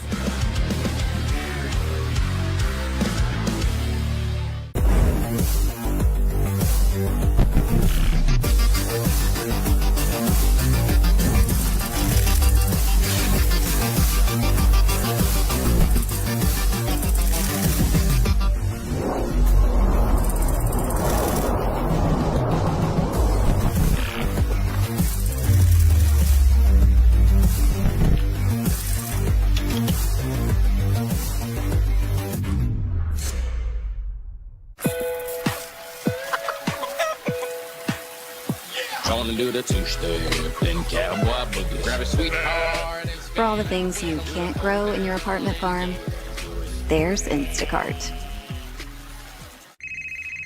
Hey. Hey, I'm inside the bank. Where's the $500? What? I don't have much time. Where's the $500? I said drop your bank, not rob your bank. What? I said drop your bank and get Dave. The banking app? Yeah, I thought this was a lot of work for $500. You think? I mean, I would love it if you could come get me. Oh, no. Oh, she going to jail. Hello? There's an easier way you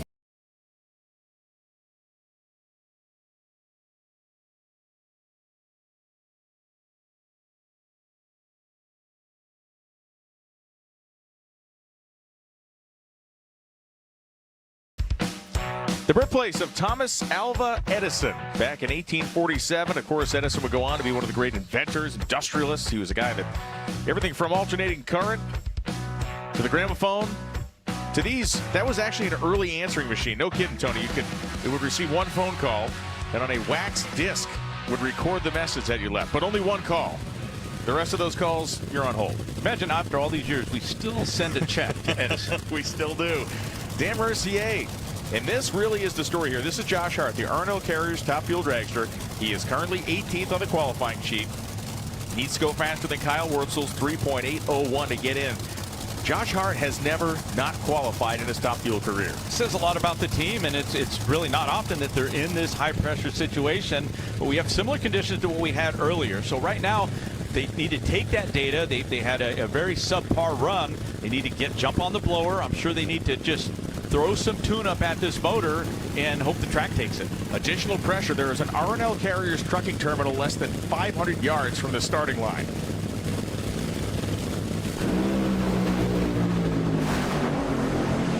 When does the clock stop for Josh Hart? 3:03, missed it by 0.02 of a second. He failed to qualify here in Norwalk, Ohio.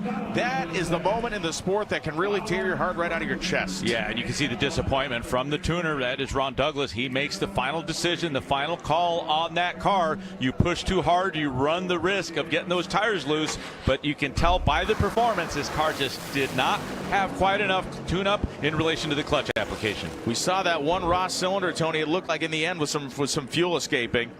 Just not quite enough. Missed it by thousands. Next pair is going to be Clay Millican and Billy Torrance, the Summit Racing Equipment top fuel dragster of Clay Millican out of the Rick Ware Racing Camp. Millican right now sitting in the number 8 position on the season points. He's only about a half a round behind Billy Torrance. He actually went behind him on oil down penalties at the last race. Of course, it is Billy sitting next to him. So the quickest Clay has gone is 76.1. The quickest Billy has gone is 374.8. Well, I think the question for these teams is, can they bring enough power and clutch to this racetrack? I think based on the first qualifying session, Doug Coletta and Antron Brown showed us that the performance is there. There's plenty of grip on this racetrack. Have to bring the heat.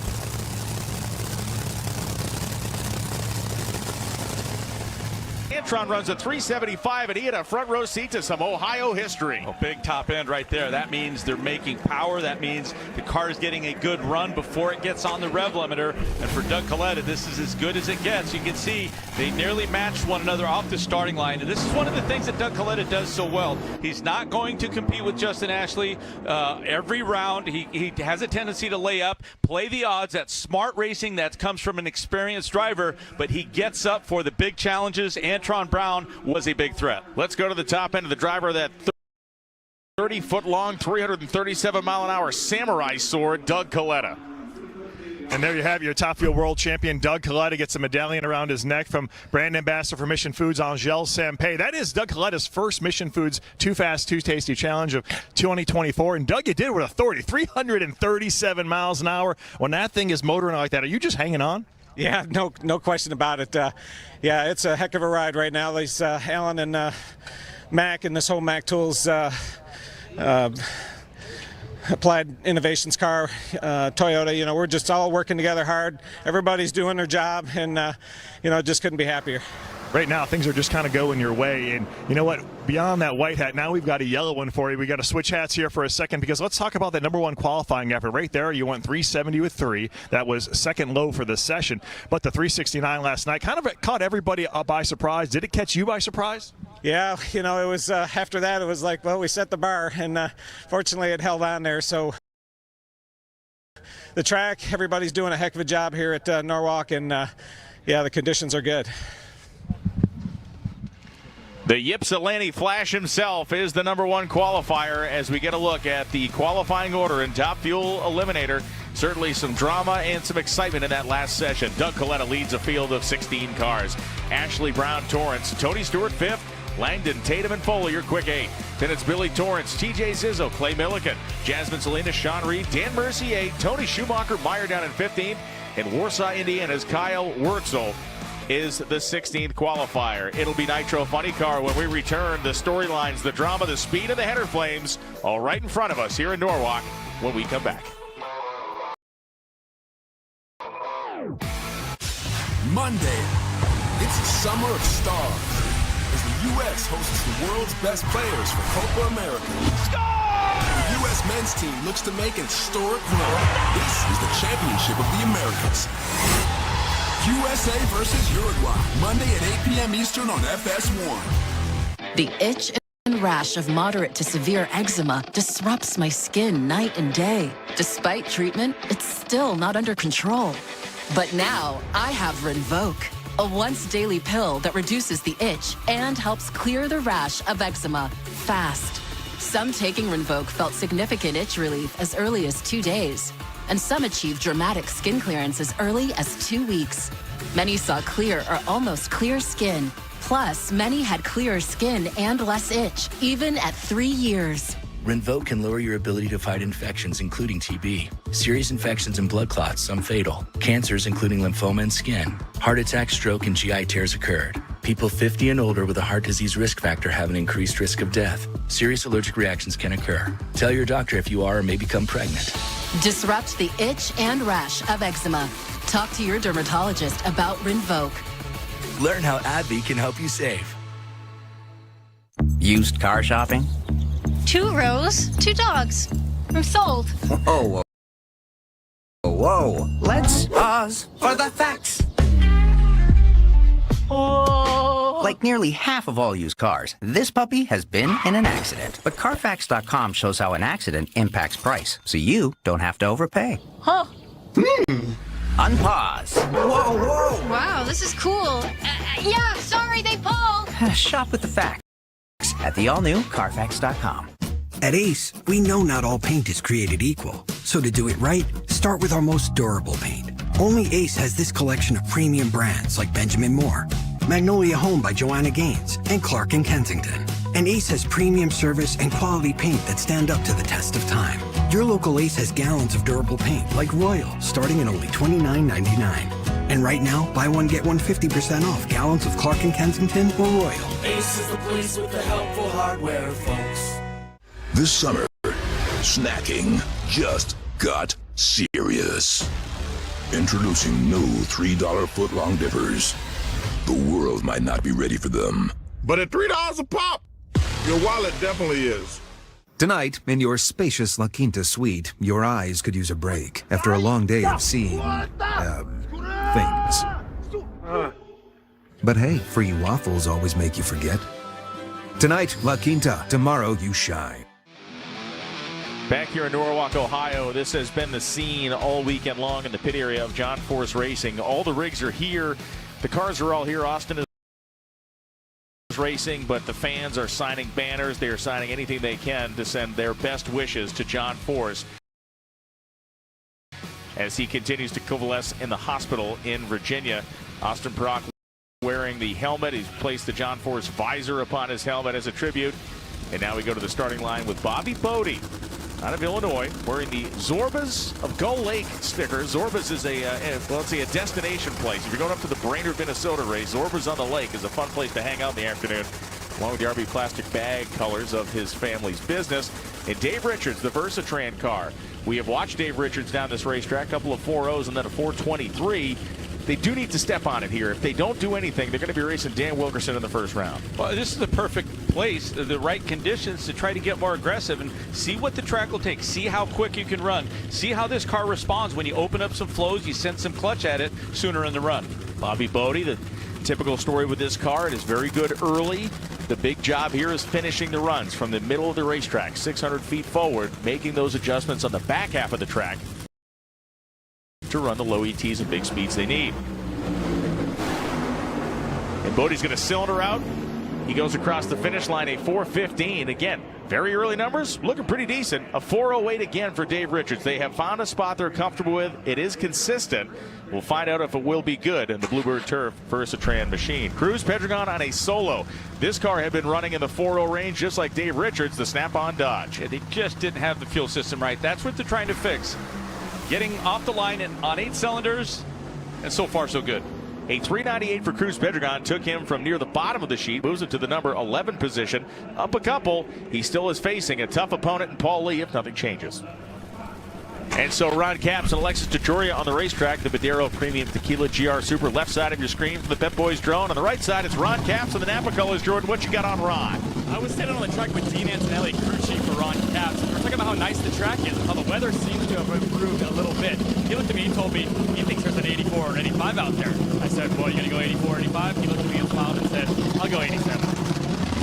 Well, 87 would be a tall order. Right now they are staring at the number 9 qualifying position, and 94.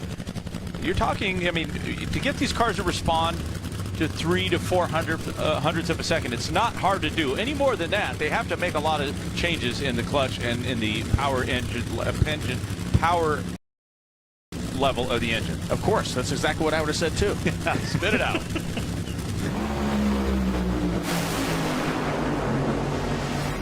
And Ron Capps goes to the finish line, a 396. I mean, 8 and 9, they're similar looking numbers. 391.1 for Alexis DeJoria. The run that she made there, her quickest of the weekend at 3:23.35. It's a good rebound for Alexis. They had a blown motor earlier. There was a fire. She got out of the car. They had to get the fire extinguished after they lifted the body. So they had some work to do between rounds, and she outperformed the Napa car. And I'm sure Dean Antonelli is going to look at that data and try to figure out why the car didn't respond. And the wet conditions, of course, are definitely challenging these teams to force the engines to make power, squeeze as hard as they can. The Schaeffler Ford Mustang. Blake Alexander in the seat. Jim Head, the car owner and tuner, stepping to the rear of the automobile. Chad Green across the racetrack, the Bond Coat Ford Mustang. For Chad Green, a 392.9, the best run he's made. Blake Alexander just a tick quicker at 391.1. Yeah, and a lot like Top Fuel, I mean, these funny cars should see that the track conditions have not deteriorated at all. It's still cold. There's no sun. And I think the opportunity is there for any of these teams to step up.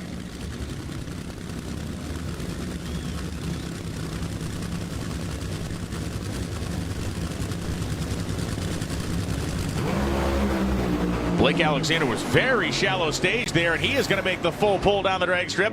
387.4 for Alexander. A huge run there. Moves him up to the number 3 position as Chad Green goes 394.2. A very gutsy tuning call by Jim Head. Well, under the radar with this car in disguise, this new company that they're they've been promoting and partnered up with, but this is last year's winner. Yes. I mean, this guy took down Matt Hagan, so they have good data, they have good information.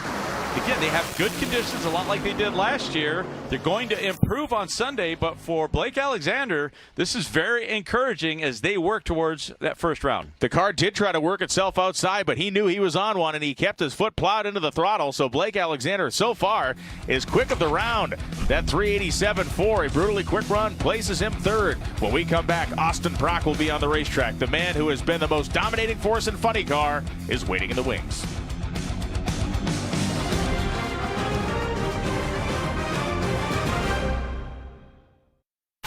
Real-world rideability meets racetrack-level performance. With a bike that can perform anywhere, you're going to want to ride it everywhere. The bar has officially been reset.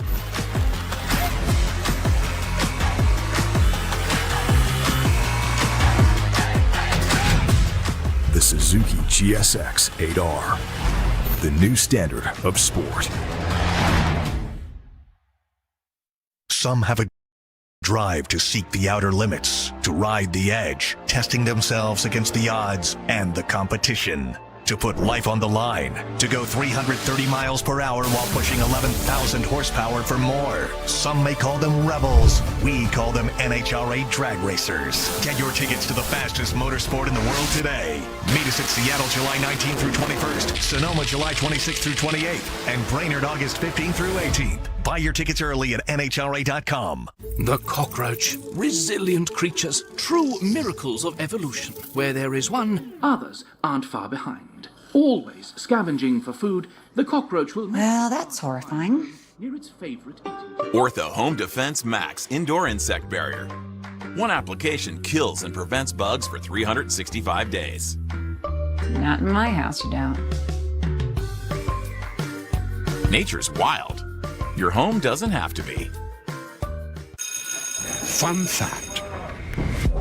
The person with McDonald's is always the most popular kid in school. And if they save money with the app, they're also the smartest. Ba-da-ba-ba-ba. All the parts you need at the prices you want. Guaranteed to fit every time. So you can keep your ride or die alive. Inside the Skag Power Equipment Mustang Summit Racing Equipment onboard camera for Dan Wilkerson. Having just watched Blake Alexander make his career best run, Wilkerson is probably going to try to do the same thing. Across the drag strip will be Paul Lee. The McLeod Clutch's FTI Performance Silver Sport Power Built Tools car. And there is his co-crew chief, Johnny Lindbergh. Yeah, and the tuners know exactly what to do. If they want to open a flow, if they feel better about the track now that Blake Alexander is running 387, there's a few little adjustments they can make at the last minute to get the cars to run quicker.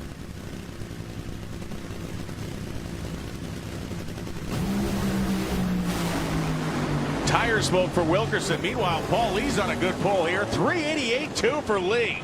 Man, we are hitting some home runs here at the end of this session. Bob Tasker, the third, has been pressed all the way down to fifth position. And Lee with that 388 goes number 4. Yeah, some very racy runs. 286 miles per hour at the 8th mile for Paul Lee. We watch how clear it is and how clean it is, Tony. All 8 pipes lit. The car not wandering left to right. A very, very nice run there for Paul Lee. And that is also one of the best runs he's ever made. Now we go to a guy who made his best run, Blake Alexander's with Bruno. Yeah, career best for the guy who won this race a year ago. You know, you're rocking the different colors here this weekend. We used to seeing you in, and you've got a different edge to it, looks like, this weekend. A 387 is a great way to wrap up qualifying. What are your thoughts? Hey, we're just always working on this thing, and we've got some awesome people behind us with Scheffler, everyone at Head Inc.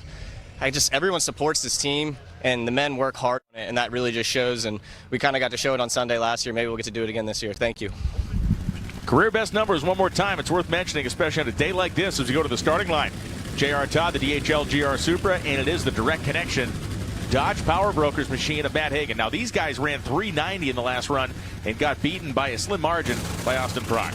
They run a 94, a 93, a 90, so they really positioned themselves to try to get a couple of more hundreds. Dickie Venables, a tuner for this machine. They are definitely trending in the right direction. J.R. Todd swung and missed on the last one. Todd Smith and John Oberhofer, overpowered the racetrack. They tried to find the limit. They ran a 386 earlier. and you can just tiptoe it over just a little bit. Yeah, and that's okay. That's the benefit. That's the reward from running so good on Friday. They actually are playing with house money to some degree, but right now, the last run of the session before you go into eliminations is very important. Once again, Todd's car smokes the tires, and Matt Hagan goes 388.4 and 322 miles an hour. A great study in how a good crew chief and a great crew work. They stair-step this car perfectly into the 80s. Every time they came up to the starting line, they made improvements. So Matt Hagan, with his talent, with his ability on the starting line, they can go into race day feeling very confident. In what may be the quickest and fastest side-by-side mission, Too Fast, Too Tasty funny car final in history, it'll be Bob Taska III and Austin Prock. We can see 1-0 all-time, one career matchup next to each other.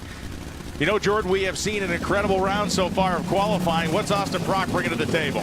Yeah, you're exactly right, Brian. This might be the quickest final round in Mission Foods Too Fast, Too Tasty history. I even asked Prock that he thinks they have to run quicker in this round in order to beat Taska tonight. Well, the conditions are there again, and you just go back a week ago, it was Taska that just missed. They got a little aggressive in the wrong plays. It stuck the tire initially. They're not going to make that same mistake twice, but these two have gone head-to-head a couple of times. Taska came out ahead of Austin Prock at the Vegas event and won that. So we're going to see these two trade big punches all year long, but right now, the race is for the Too Fast, Too Tasty prize. The eyes fixated for Austin Prock, looking forward as Bob Taska and Austin roll in. They leave. The finish line stripe, it is going to be Austin Prock, and they gave him the whole McGill, 385.3, 329 miles an hour. Taska, a blistering 388, but my goodness, 85.3, 329. We're running out of microphones to drop around here. That is what you call the whole enchilada right there. This is the first funny car we've seen get to 290 miles per hour in the eighth of a mile, and it was a 385. Close to 330 miles for both of them, but watch the Proc car, top of the screen. It just out-accelerates that Ford Performance car early in the run. They were almost identical at the 8th mile, but that early lead for Austin Prock, he was able to maintain throughout the 1,000-foot course. And there goes the medallion from Angel Sempe, the brand ambassador for Mission Foods and Austin Prock. This is your third straight Mission Foods Too Fast, Too Tasty challenge. You were in another duel there in Funny Car. Laid down the quickest run of the weekend, 85. Awesome, that's just impressive. Yeah, it's very impressive. This AAA team's they're just a bunch of animals, plain and simple. I mean, I called it. I said, you're going to have to run low of the weekend to win this deal because Taska, he's tough. You know he can throw down and you know he can leave on time as well. So that was a good old drag race for the fans, but got another mission deal for Force, and thoughts and prayers with him. You know, it's a tough weekend for sure, but you know, turning on these win lights sure does help a little bit. But one thing that might help you as we switch hats to that number one qualifying hat is the performance of this car. You've got your dad, you've got your brother, you've got the Prock family contingent tuning this thing and obviously doing a masterful job. Usually, you guys are known for big numbers. You got the big numbers coming as air came around that 85. Talk about it. Yeah, no, that was stout. This place is really tough to drive. I got right on the radio. I mean, there's a lot of crown in this racetrack, and going down it, you really got to fight the wheel the whole time. I'm sure you can see it on the in-car camera. Probably a good show for the fans, you know. But yeah, these guys, they're just doing a great job. They read the racetrack and they read their notebook, and everything's working. The log of data that they've made is just paying off, and really proud of them. Got a number one qualifier for AAA and a mission win. Today's all right. Listen, Austin, if there is a notebook with the answers to these questions in it, treat that like the president treats the nuclear football. Strap that thing to somebody's wrist and don't let it out of your sight. Austin Prock leads the field. Look at the top half of this field. From 385 to 391, the performance got raw today. It was awesome to watch. Joe Morrison qualifies for his first ever Nitro Funny Car event, and Chris King, for the first time in his career, qualifies off the bump spot. It will be an exciting day, and we'll get you to the ladders in a little while because we still have Pro Stock to talk about. We got Pro Stock car and Pro Stock motorcycle coming, mission action and more here in Norwalk. Ooh, carne asada. It's carne asada. That's what I said. Carne asada. Carne. Juicy carne asada. Carne asada. Carne. I did it. And you use rolls. You don't roll on rolls. Really? Tonight, in your spacious La Quinta suite, your eyes could use a break after a long day of seeing, things. But hey, free waffles always make you forget. Tonight, La Quinta. Tomorrow, you shine.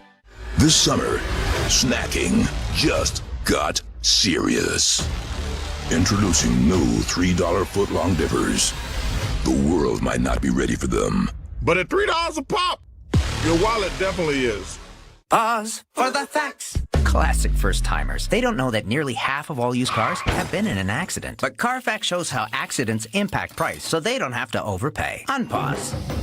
Oh, almost no accidents. Shop the all-new Carfax.com. Get ready to race down the track with Mission Foods. It's a green light for the NHRA Mission Foods Drag Racing Series, packed with fast action and tasty products. Fully loaded tacos, fast wraps, piled high nachos. Whatever you crave, Mission will help you be race ready with easy-to-make recipes that will take your race day to the finish line. Keep your racing delicious and enjoy all the mouth-watering action. Brought to you by Mission Foods. Too fast, too tasty. What does it mean to be built with Summit? It means turning some rust into rolling artwork. Built with Summit means you're making something that was already fast, even faster. It means that your project will be on the road or track long after you've bolted it together. And Built with Summit means you're doing it with in-stock parts, fast shipping, expert advice, and the best prices. Summit Racing Equipment. Let's build it together. SummitRacing.com. Every Saturday, your game is on Fox. Because here is where it happens. Saturday on Fox. Judge swaggered up and went supersonic. Saturday on Fox, the Dodgers put on a show in New York. And it was Saturday on Fox when Harper went on Harper. Saturday on Fox is where it happens. The Summer of Stars continues tonight with live coverage of Copa America on Fox. The Summit Racing Equipment NHRA Nationals is sponsored by Mission Foods. Make today delicious with Mission Foods. Now that's too fast, too tasty. And by Summit Racing Equipment, the world's speed shop. And it is time for the Mission Too Fast, Too Tasty Challenge final round in Pro Stock. And it's a couple of familiar names who find themselves in this battle. Eric Anders and Greg Anderson. Head-to-head racing this year, Anderson is 2-1 against Erica. All time, Erica leads Greg by 3. Erica is seeking to add to her total as far as Mission Too Fast, Too Tasty wins, as is Greg. They want those points.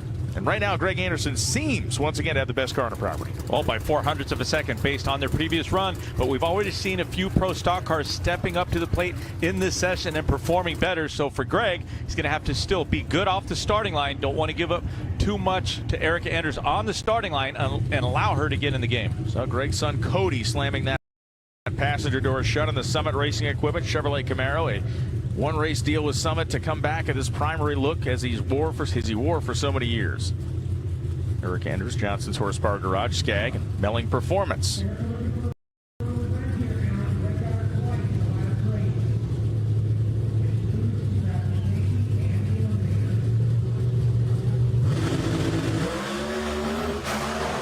Greg has a significant starting line advantage as they go past the 8th mile. It does appear Anderson has plenty in the tank. A 59.5 at 204 outruns a 661.9 at 205 miles an hour, and he is trying to drive this Summit point home in a big way. Well, she did step up to the plate, but she did not get off the line. It was Greg Anderson. They got a couple of 300s off the starting line.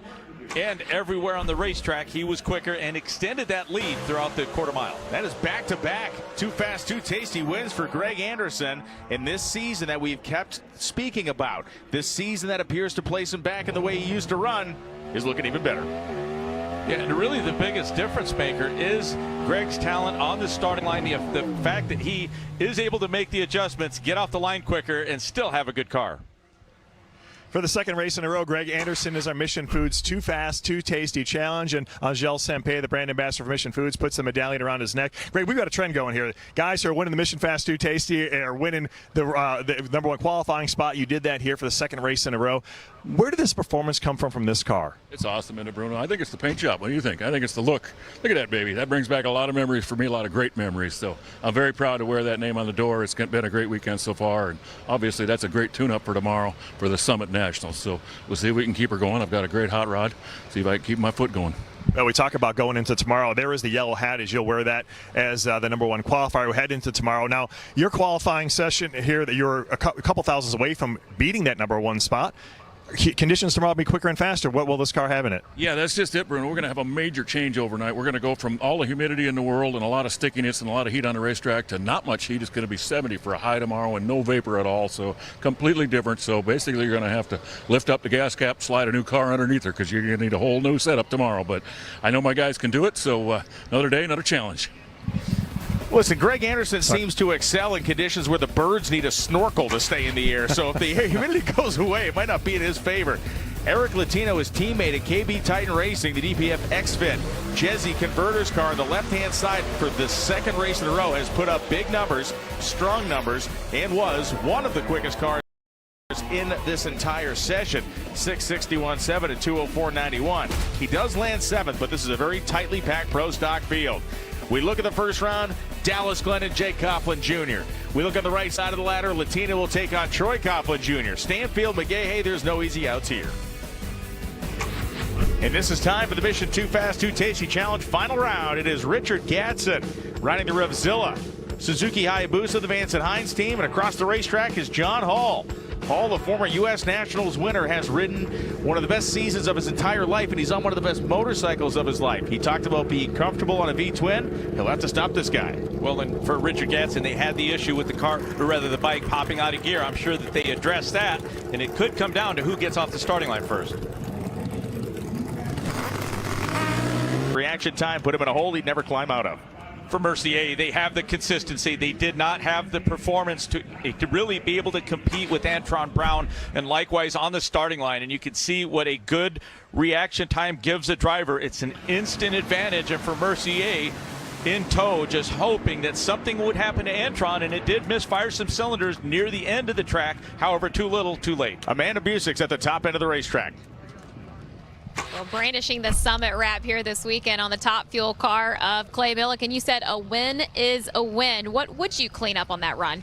Well, I mean, obviously, Sean, I could see him out there, and I'm like, oh my goodness.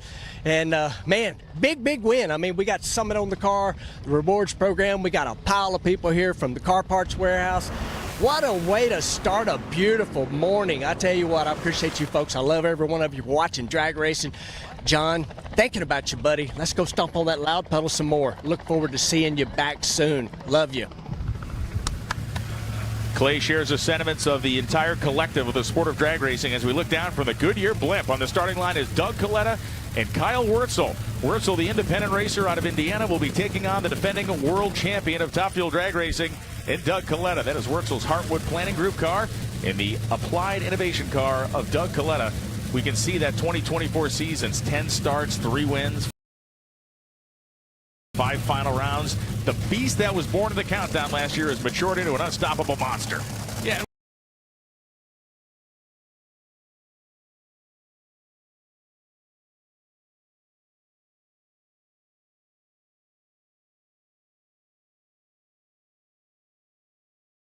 We had our questions about Doug Coletta. There was a couple of races that they just didn't have the consistency, and they did a similar, they were in a similar situation a year ago. It took them a while to get up and running. And this time it's Coletta with a huge advantage on the starting line, but his car also dropped a cylinder. That misfiring cylinder, he wins on a hole shot. 380 with a 4. Wurzel runs quicker. Look, how do you want it? Do you want it hot? Do you want it cold? And some of these drivers, these high-level drivers, this is the professionalism. This is what they do week in and week out. And for Doug Coletta, the win comes from the starting line advantage. And the reason his car slowed down, again, that raw fuel coming out of the cylinder, just a massive loss of horsepower. And that massive loss of horsepower could have cost him dearly. But this is what the finish line looked like because of the fact that Coletta had chewed himself up a massive starting line reaction time advantage. The Lucas Oil Chopper looks down to the starting line as we introduce the third member of our aerial squad here this weekend at Summit Motorsports Park. We love this place and certainly love bringing it the coverage. This is Tony Schumacher and Justin Ashley. At one point earlier in this season, Bruno, Tony said he was going to start calling Justin his daddy.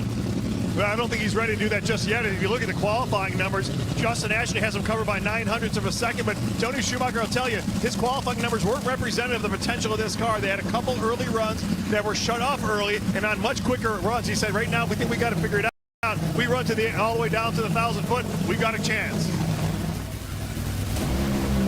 The Goodyear Eagles roll into the fully staged position, a 32 light for Justin Ashley, and he hammers them home 376.4 at 329 miles an hour. Schumacher was more than respectable with a 378. The 67 light was good, but unfortunately this guy's operating on a different plane, meaning Justin Ashley. It's a lot like Kyrie Irving just stepping back. You put your hand in his face, he's still going to hit the three-pointer. For Justin Ashley, you can always count on him on the starting line, but they've given him a good car all weekend.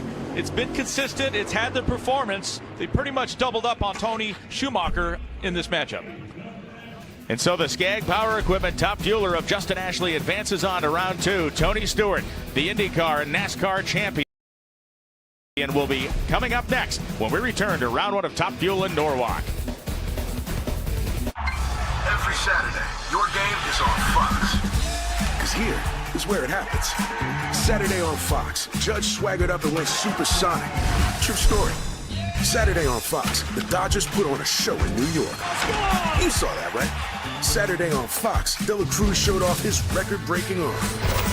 And it was Saturday on Fox when Harper, went all Harper. So yeah, Saturday on Fox is where it happens. The book is called Surrender. 40 songs, one story. Whoa! Yes? How do you sleep at night? Oh, on a mattress from Mattress Firm. I sleep. All night long. All right, I'm going. It's Mattress Firm's July 4th sale. Save $500 on Tempur-Breeze mattresses and get a $300 instant gift. Get matched at Mattress Firm. Sleep at night.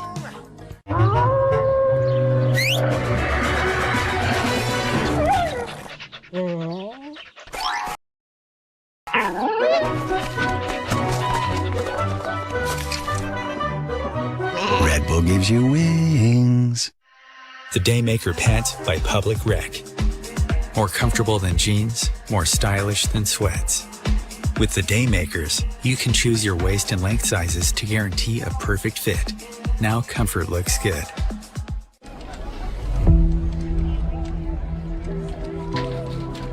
Ready to rise? To the challenge? Above obstacles. Yes! Above perceptions. Rediger, implement the pass on the top lane. Above it all. Let's go! If so, we're looking for you. Join us at Toyota Racing. Get ready to play NHRA. Play NHRA is a campaign bringing fantasy, gaming, and betting to NHRA drag racing. Scan the flow code to see options available in your state. Sign up for an account and earn bonus bets to use towards NHRA fantasy gaming and betting. Get started at the official portal for NHRA betting. Play NHRA. 21 plus. Please refer to affiliated operators' terms and conditions. Void where prohibited. Gambling problem? Call 1-800-GAMBLER. You don't need the spark plug capable of delivering 10,000 horsepower. You probably don't need the plug that pushes a ton of steel 300 miles per hour. So you definitely don't need the official spark plug of the NHRA. But there's a big difference between need and want. E3 Diamond Fire technology maximizes the fuel burn for more power and better fuel efficiency. E3 with Diamond Fire technology. What are you running? We are back here at Summit Motorsports Park, the Summit Racing Equipment NHRA Nationals, and the Goodyear Blimp high above the drag strip, bringing us great visuals and aerial shots of this first round of eliminations thus far in Top Fuel. It is Sean Reed and Steve Torrence on the starting line. We have begun to see, Tony, this Sean Reed car certainly mature in its performance, but for Sean Reed, that maturity better pick up quick because he's got a four-time world champion in the other lane. Steve Torrence, there's no question that he is getting back in his championship form. But for Sean Reed, this is a dangerous opponent for them. Bruno has more on Steve Torrance. Well, talking with Richard Hogan this morning, this team, it feels like they're really dialed into the combination. It's just a matter of fine-tweaking some things. He said with Billy's car and their car set up identically, that the last-minute adjustments are their only difference. He said if we would have had Billy's starting line, we could have went low. We should have went low. He said we're that close. We just need to make the fine last-minute turning adjustments, and we'll be in the front of the pack.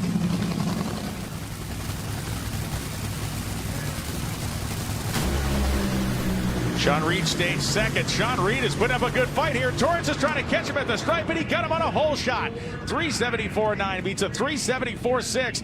It seems like a couple guys' alarm clocks were set this morning because this has been hole shot city in round one. This could be bad news for the entire Top Fuel field when Steve Torrance starts to find his comfort level and becomes the driver that he was when he won all those championships. And we've seen over the last couple of races, he has made improvements. He's had his second child. He doesn't have any distractions. And it was the driver that earns and squeaks out this victory against Sean Reed. 0.02 of a second at 330 miles an hour.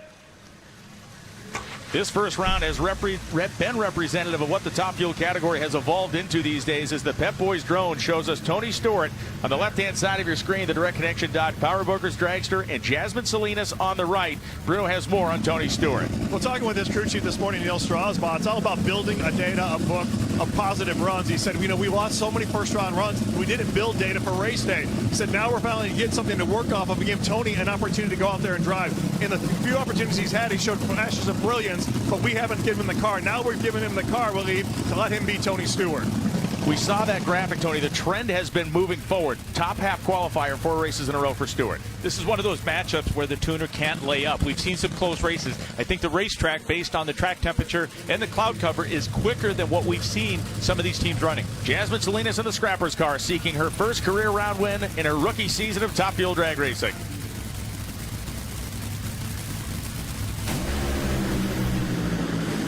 She's going to try to fight it out. What a drag race to the finish line stripe it will be. Jasmine Salinas, 375.0 beats a 376.9. And if you thought this Top Fuel field couldn't get any better, you're dead wrong. Let's see if we can get another shot from the overhead. There were a few lead changes. Looked like Tony Stewart was second out of the gate, but he made up some of that ground. Appeared to be overtaking Jasmine Salinas, and then by the 8th mile to the finish line, it was that Scrappers machine that just out-muscled Tony Stewart. 0.06 of a second following a run that was settled by 0.02 of a second. And the speeds, again, over 320, nearly 330 miles an hour. You could not slide a Hot Wheels car between these two things at that speed. Let's watch again. There's the jump right there. You can see how close it is. There's Tony Stewart in the lead, and like a horse race, Jasmine Salinas drives around him. And the final pair in this buzzsaw of our first round of Top Fuel drag racing will have Billy Torrance on the right side of your screen in the Capco Contractor's second car, and the Alloy Employer Services Top Fueler of Doug Foley. Foley, who qualified well. His crew chief, Doug Cook, they were a few years apart. They've reunited. Doug Cook is an unassuming guy who absolutely could dial one of these cars up. Tony, I believe this matchup is maybe a little closer than some would expect, only because Foley and Billy leave the starting line at about the same clip. Yeah, and it may come down to that. We've seen a couple of races already determined by the driver on the starting line. Just goes to show you the team has to do their job in servicing the car, assembling it properly, making sure that the tuner can actually tune the car and set up the clutch and the fuel system, and then it's in the driver's hands once these cars get lit, do a burnout and stage.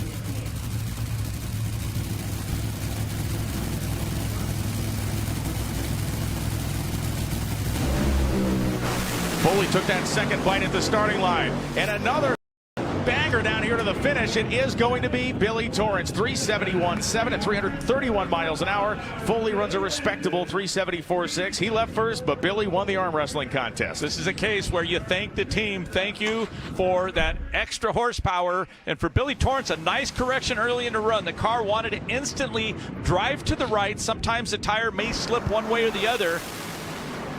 Good feel for the car, makes the right adjustment, doesn't allow the car to get out into the marbles, and for that, advances.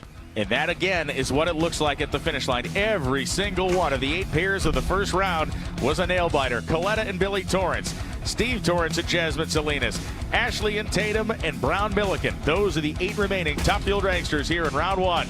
And Austin Prock will be up in his Nitro Funny Car carrying those Cornwell quality tools in AAA insurance colors. Can he win another one for the boss? The trip to do that starts next.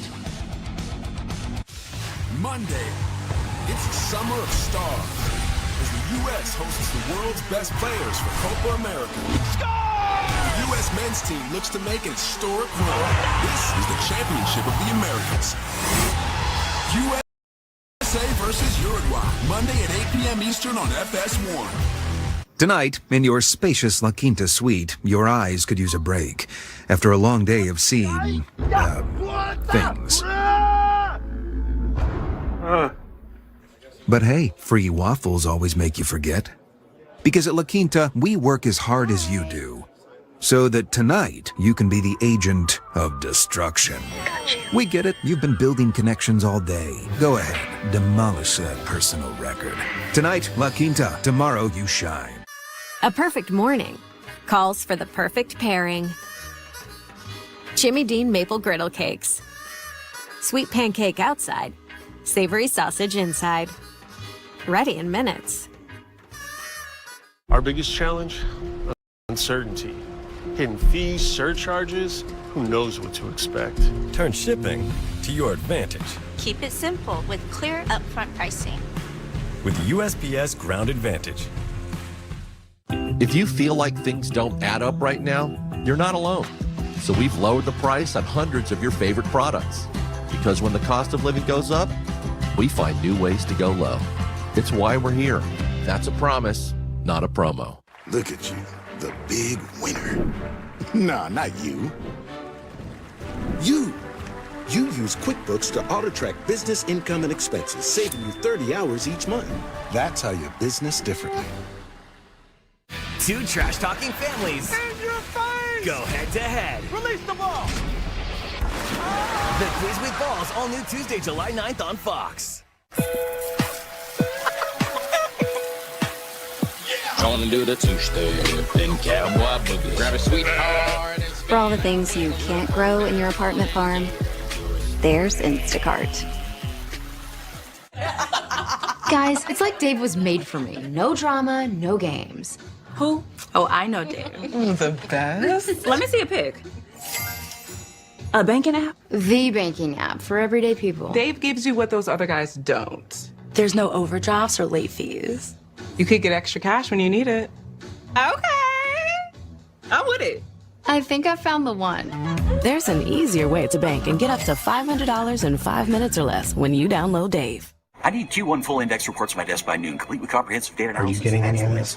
Charles, Yeah, Otter's got the meeting notes. I'll ask it for action items in the channel. And Maria already asked for a budget reminder. Smart. By morning. Got it? Got it, boss. Otter, you got this. Coming up next, immediately following this coverage, you'll make the switch to your local Fox affiliate to continue your eliminations coverage of the Summit Racing Equipment Nationals here at Summit Motorsports Park in Norwalk, Ohio. A race under great conditions, producing excellent performance. Now let's talk Nitro Funny Car here, Tony. The name Funny Car originated in the late 1960s when racers would take a steel-bodied production car, make modification, larger engines, superchargers, moving the rear axle forward to allow for better traction and acceleration, and narrow up the front tires to reduce drag. Today's version is loaded with technology and harnesses the same engine as a top fuel dragster, only located beneath a lightweight, streamlined body located directly in front of the driver. These cars are a near demonic physics experiment that are almost on the edge of being uncontrollable, except if your name is Austin Prock. He has proven himself to be a young maestro behind the wheel of a Nitro Funny Car, having a rookie season that has exceeded even the most optimistic of expectations. Well, if he was an artist, he would be painting many masterpieces in every qualifying run down the racetrack. Austin Prock and his team have been the quickest. We can talk about what his first season has looked like. This week's peak, did you know? Like a rocket, the start of Austin Prock's Funny Car career. This is his 10th race day start. He has currently racked up 3 wins in 6 final rounds, 7 number 1 qualifiers, 4 wins in the Mission Too Fast, Too Tasty Challenge, and a just unbelievable round win of 21-6. It was yesterday on Saturday of the Mission Too Fast, Too Tasty Challenge where Bob Tasker III was the latest to try to land a haymaker on this guy, but he ended up getting knocked to the canvas. And this was a show worth the price of admission alone, and you can see the excitement from the tuner that set that car up, was challenged by Bob Tasker, however came out still the winner. Austin Brock greeted the crowd with Angel Sampé and his girlfriend as they rode up the return road with the Mission Trophy and the yellow #1 qualifier hat. On the left side of the ladder, I believe the most interesting matchup is Alexis DeJoria and Chad Green. And likewise for Dan Wilkerson taking on Ron Capps, and Matt Hagan will not have an easy go against Cruz Pedregon.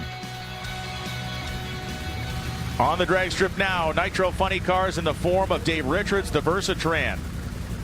Toyota Camry left-hand side in green and white, and the Ford Performance Ford Mustang of Bob Tasca III of Cranston, Rhode Island. On the right-hand side of the screen, Tasca, one of the guys that was able to run his car into the very, very edges of the 3.8-second zone during qualifying, and they don't need to let up here. They'll be kept honest by Richards. They cannot make any mistakes, but they also need to set themselves up perhaps for a long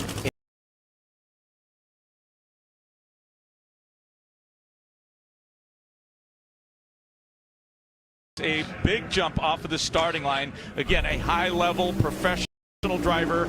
All he thinks about, wakes up and goes to sleep thinking about how this Ford Performance machine is going to perform. And as the conditions improve, the track has to go along with it. And this Ford Performance machine has proven that there not only is more performance out there, but the track has improved along with everything else. Let's go to the top end with Amanda Busick.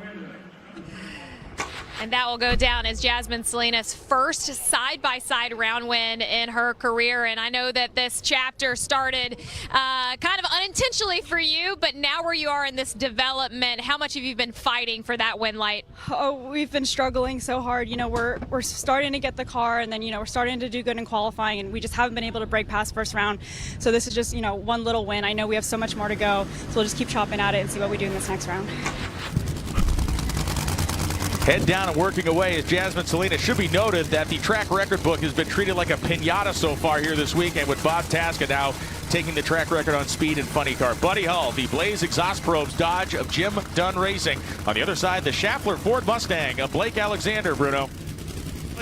For Blake Alexander, it's about the 380-70 he ran yesterday. Talked to him this morning. He said, "That to surprise you?" He said, "No, we've been working on that run since Charlotte." He said, "It's something we changed our entire program around to try and build towards it." And that was something, the only thing that surprised me, he said, was the fact of how easy it was and how soft it was. Now we feel we've got a tune-up. We can live in that 80s, and as you get into the fall, live into the mid to low 80s. We're in a different plane right now, and now we feel we can run with the fast cars in the fast conditions. Schaffler, a global company based in Germany. They have a headquarters in Ohio, and OE supplier of bearings and other products to the automotive industry.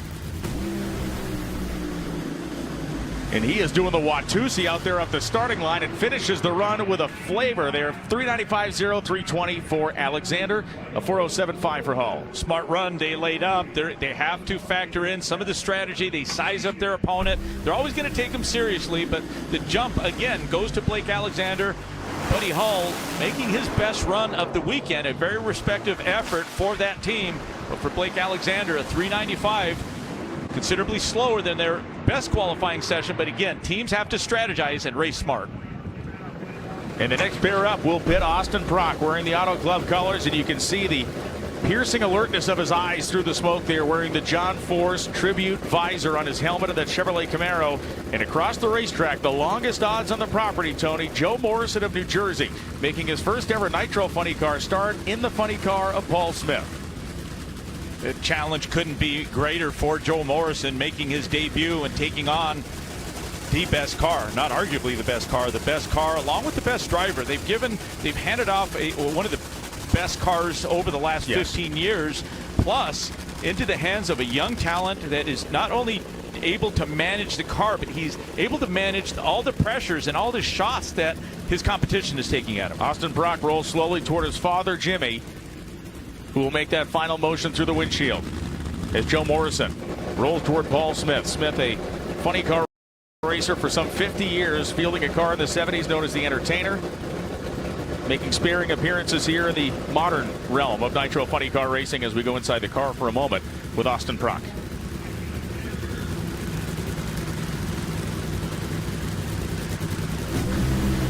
A red light start for Joe Morrison here in the footsteps. Oh boy, that was a winnable drag race.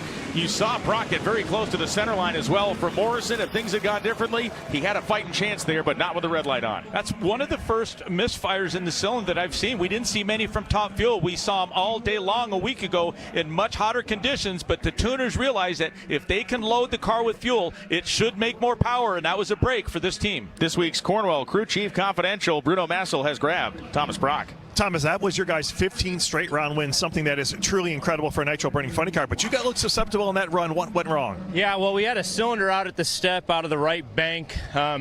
We've only had that happen once this year, and it's we usually don't have those issues. So we're gonna have to go back and check over our ignition things and make sure that everything looks all right and that all valves working correctly.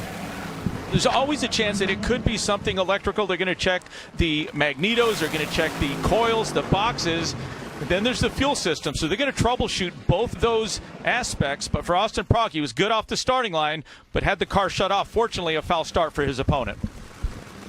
In this sport, you take him any way you can get him, and it wasn't the most beautiful round one of his life, but he moves on to round two. Chris King on the right side of the racetrack, a Chicago firefighter, the Howard's Cams Fire Department Coffee Dodge. A humble operation for King. Bob Peck, his crew chief, basically a two-man team with some volunteer help, will be taking on the long favorited here, J.R. Todd of the DHL Toyota GR Supra. We look down from the Lucas Oil helicopter. For Chris King, Tony, it has been an evolutionary process. He is going to stage against one of the best that's out here these days. It's got to be fresh on his mind that he just saw Joe Morrison hand on a silver platter to his opponent. You can't do that. Regardless of how inexperienced you are, you can't let it get in your head. That's the responsibility of a driver. But for J.R. Todd, a very impressive run. And they could go to that go-to tune-up, but a lot less humidity in the air, and they only made one good run during qualifying. They did smoke the tires when they tried to press on this car. We look down from the Pep Boys drone. Both cars cackling away. Now in the hands of the driver. We watch them stage.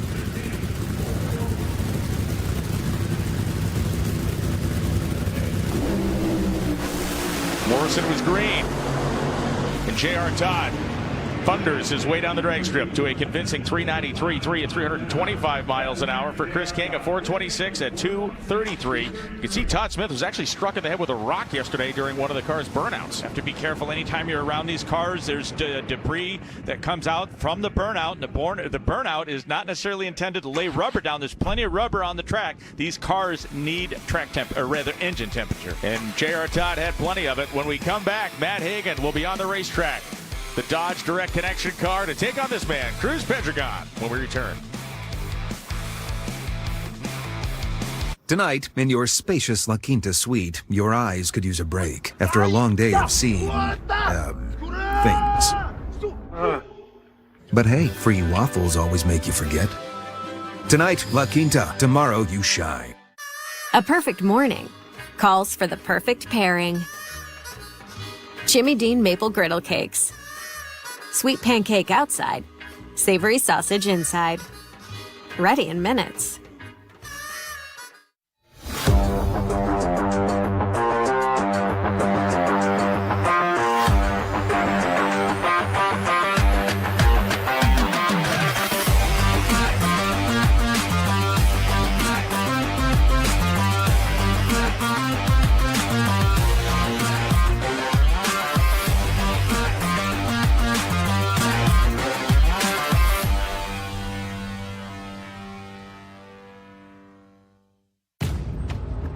We've come a long way together.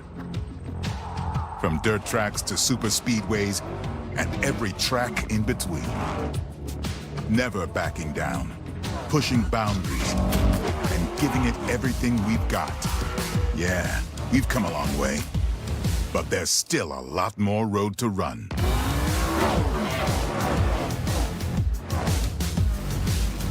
Goodyear, the official tire of NASCAR.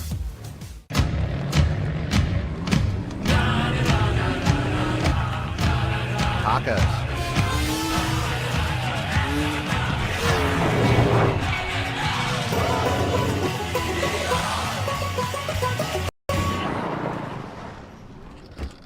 Can Billy come out to play? Yes!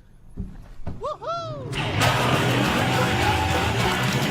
The 2024 Tacoma. Toyota.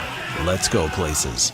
Some have a drive to seek the outer limits, to ride the edge, testing themselves against the odds and the competition. To put life on the line, to go 330 miles per hour while pushing 11,000 horsepower for more. Some may call them rebels. We call them NHRA drag racers. Get your tickets to the fastest motorsport in the world today. Meet us at Seattle July 19th through 21st, Sonoma July 26th through 28th, and Brainerd August 15th through 18th. Buy your tickets early at NHRA.com. Brace for impact as the baddest superstars on the planet are unleashed in prime time. From the heavens! All new Friday Night SmackDown at 8/7 Central on Fox. July 16th on Fox. Here, deep in the heart of Texas, where the game's biggest stars align for the Midsummer Classic. The MLB All-Star Game, July 16th on Fox.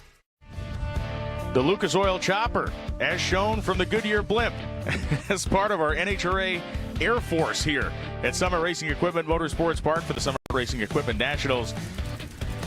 We look down from the Lucas Oil Chopper to see Bobby Bodie, the family team from Illinois, to take on Paul Lee, the McLeod Clutches, Silver Sport Transmissions, FTI Powerbuilt Tools Dodge, looking in on Paul Lee here. One of the strongest cars we've seen over the last several races is Paul Lee.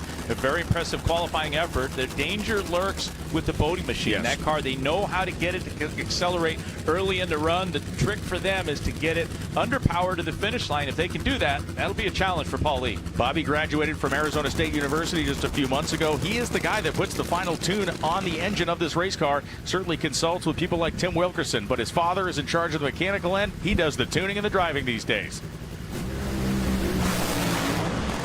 Smokes the tires instantly. Paul Lee got that car sideways like a sprint car. He was able to keep it in his own lane. 5:29, 198. Lee is the second racer to escape this round by the skin of his teeth. And for Paul Lee, you don't know where your opponent is. You can hear him get off and on the throttle several times. We'll get another look, but also get a listen.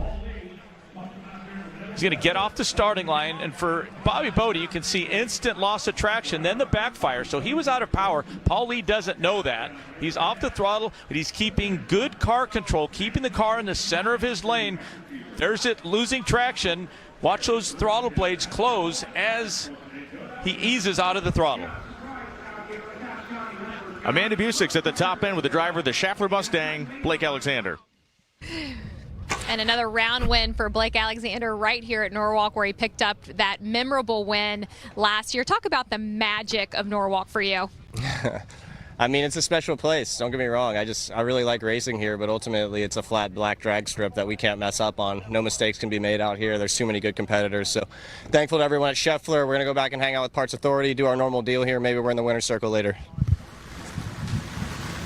We'll find out as the day progresses on. Cruz Pedregon on the racetrack next to Matt Hagan. Hagan, the Dodge Power Brokers, SRT Hellcat Charger. And, of course, Cruz Pedregon also the same Dodge body, wearing the Snap-on Tools Makers and Fixers mantra there. Bruno, you have more on Matt Hagan. Listen, if this is about a trip to the gym this morning, none of us want to hear it. No, I let Matt Hagan have the gym this morning. I just watched.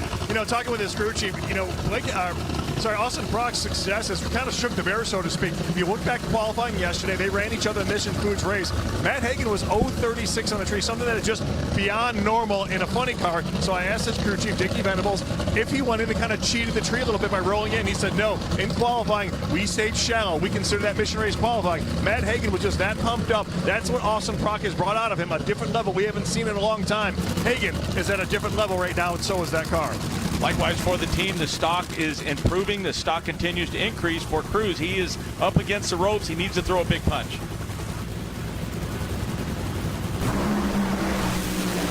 And he did. An 0.42 light, but Matt Hagan just way too much horsepower. 391.4 outruns a 399 with a 9er. The speed higher for Pedregon, but it was Matt Hagan by 0.05 of a second. That was Dickie Venables, the tuner for Matt Hagan, that was walking back, just taking a second look at the scoreboard. Just wanted to make sure what he saw was correct. Typically, the tuner will set the car up. They'll pick a target. They'll say, look, we think that a 90, a 390, maybe a 391 will get the job done. For the Snap-on car, they did find the range and the consistency, just not quite the muscle just yet. Ron Capps on the racetrack right now next to Daniel Wilkerson.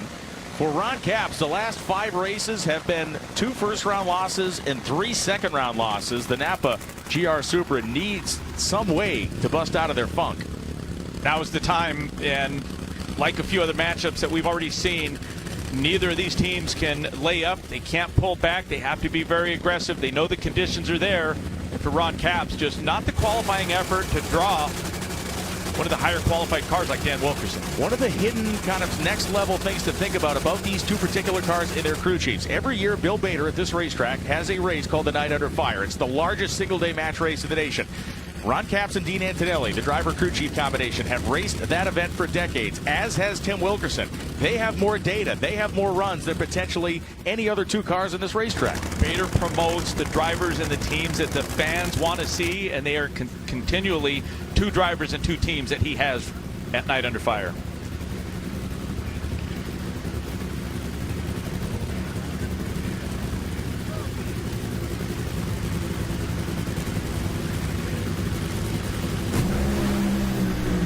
A 70 reaction. Look at Ron Capps just march his way down the right side of the racetrack.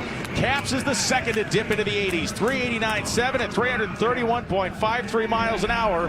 And that is a little message to let the world know they're done messing around. Well, the expression from Tim Wilkerson, who set that car up, really tells the story. They put the sauce on this Napa car. Finally, they got it to respond, dipping down into the 380 range. Only the second car in competition, aside from Tasca, that still has the quickest time. First off the starting line was Ron Capps and extended that lead through the 1,000-foot course. Let's ride with Dan Wilkerson, the Summit onboard camera. Swatting bees and then a whole lot of right rudder at the end of that run. And our final pair of this first round of Nitro Funny Car will be Chad Green and Alexis DeJoria. Green had an ignominious end to his weekend in Virginia when the throttle hung open during a burnout last week. But for Alexis DeJoria, she had her hands full, as Nitro Funny Cars so often do, with a fire this weekend. This week's That's a Repair for Pep Boys shows the Bandero Premium Tequila, and it shows Alexis having a hot foot. Everything appeared to be good. It was a good run. The damage came just before the finish line. You can see the fire. The explosion followed up by a fire underneath that body. The glow underneath the body, the fire escaping around the injector hatch. She had her hands full but did a masterful job. Bruno, you have more. Yeah, I talked to Dell about that this morning, and what it was is there's a snap ring that holds in a block-off plate on the all valve that controls the fuel valve. It literally broke, so it poured out 80.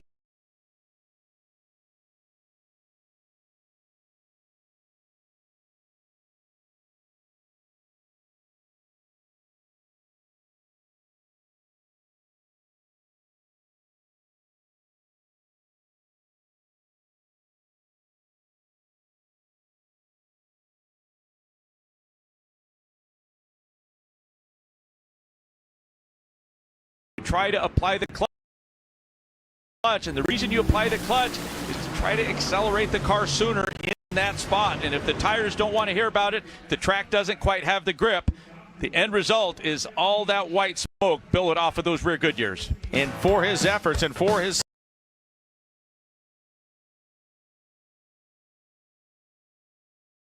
success in this round, Chad Green has become the next guy in line to try to take a swipe at Austin Prock. He'll do that in that next round. Bob Tasker III will take on Paul Lee. J.R. Todd will be racing.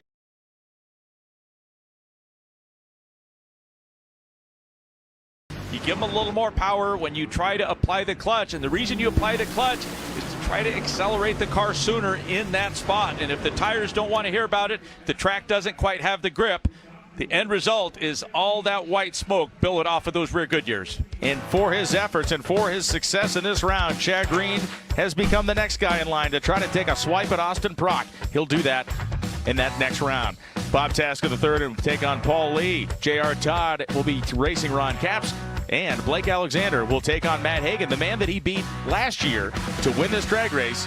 See if he can do it again here in the early rounds of competition. This week's Goodyear Super Slow-Mo as we take a peek over some of the action and apparently some of the wildlife over the last couple of days. Yeah, the deer are out snacking on the buffet at the top end. The funny cars are throwing header flames over the roof. And Austin Prock wearing that visor. You can tell his eyes squinted via smile. And for Gage Herrera, he lost in the earlier rounds of the Mission Too Fast, Too Tasty Challenge. And header flames, we'll take him in slow-mo, but we certainly love him more at 330 miles an hour. Stay with us. What does it mean to be built with Summit? It means turning some rust into rolling artwork. Built with Summit means you're making something that was already fast, even faster. It means that your project will be on the road or track long after you've bolted it together. And Built with Summit means you're doing it with in-stock parts, fast shipping, expert advice, and the best prices. Summit Racing Equipment. Let's build it together. SummitRacing.com. If you're living with moderate to severe plaque psoriasis,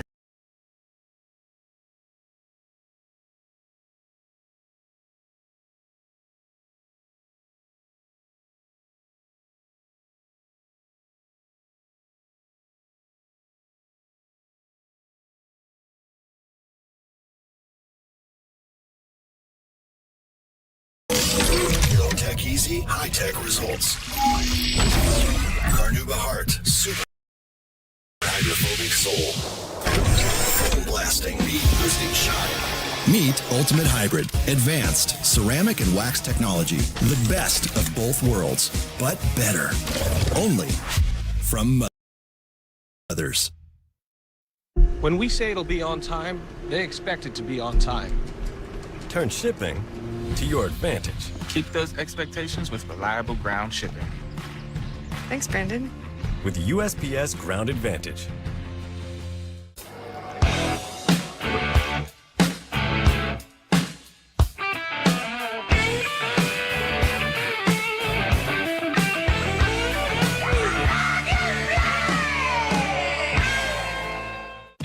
Your Wyndham is waiting to help you check things off your bucket list and his.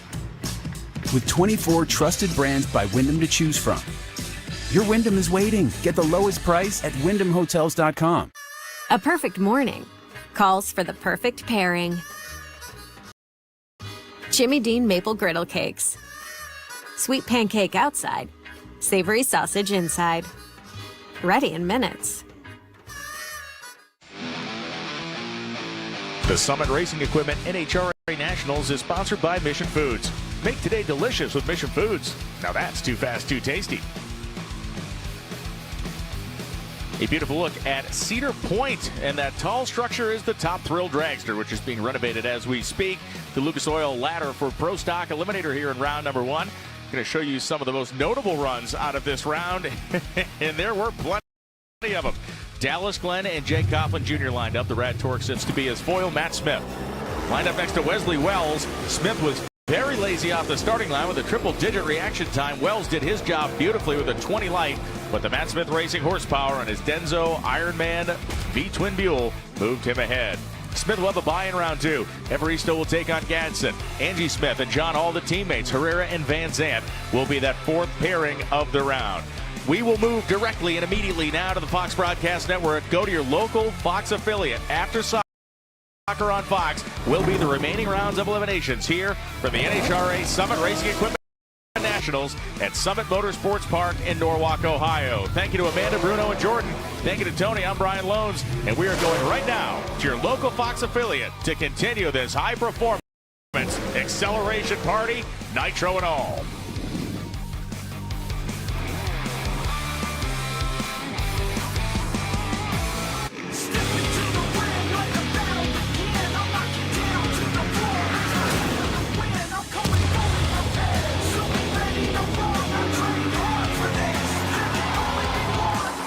Summer sun isn't the only thing heating up in the Progressive American Flat Track Series. Dallas Daniels dominated the Super Twins world after a 6-round hiatus from the top step of the podium. Can Jared Mees and Brandon Robinson reel in the Blue Crew rider, or will he deepen the chasm? You want action? You got it. Next on Fox Sports.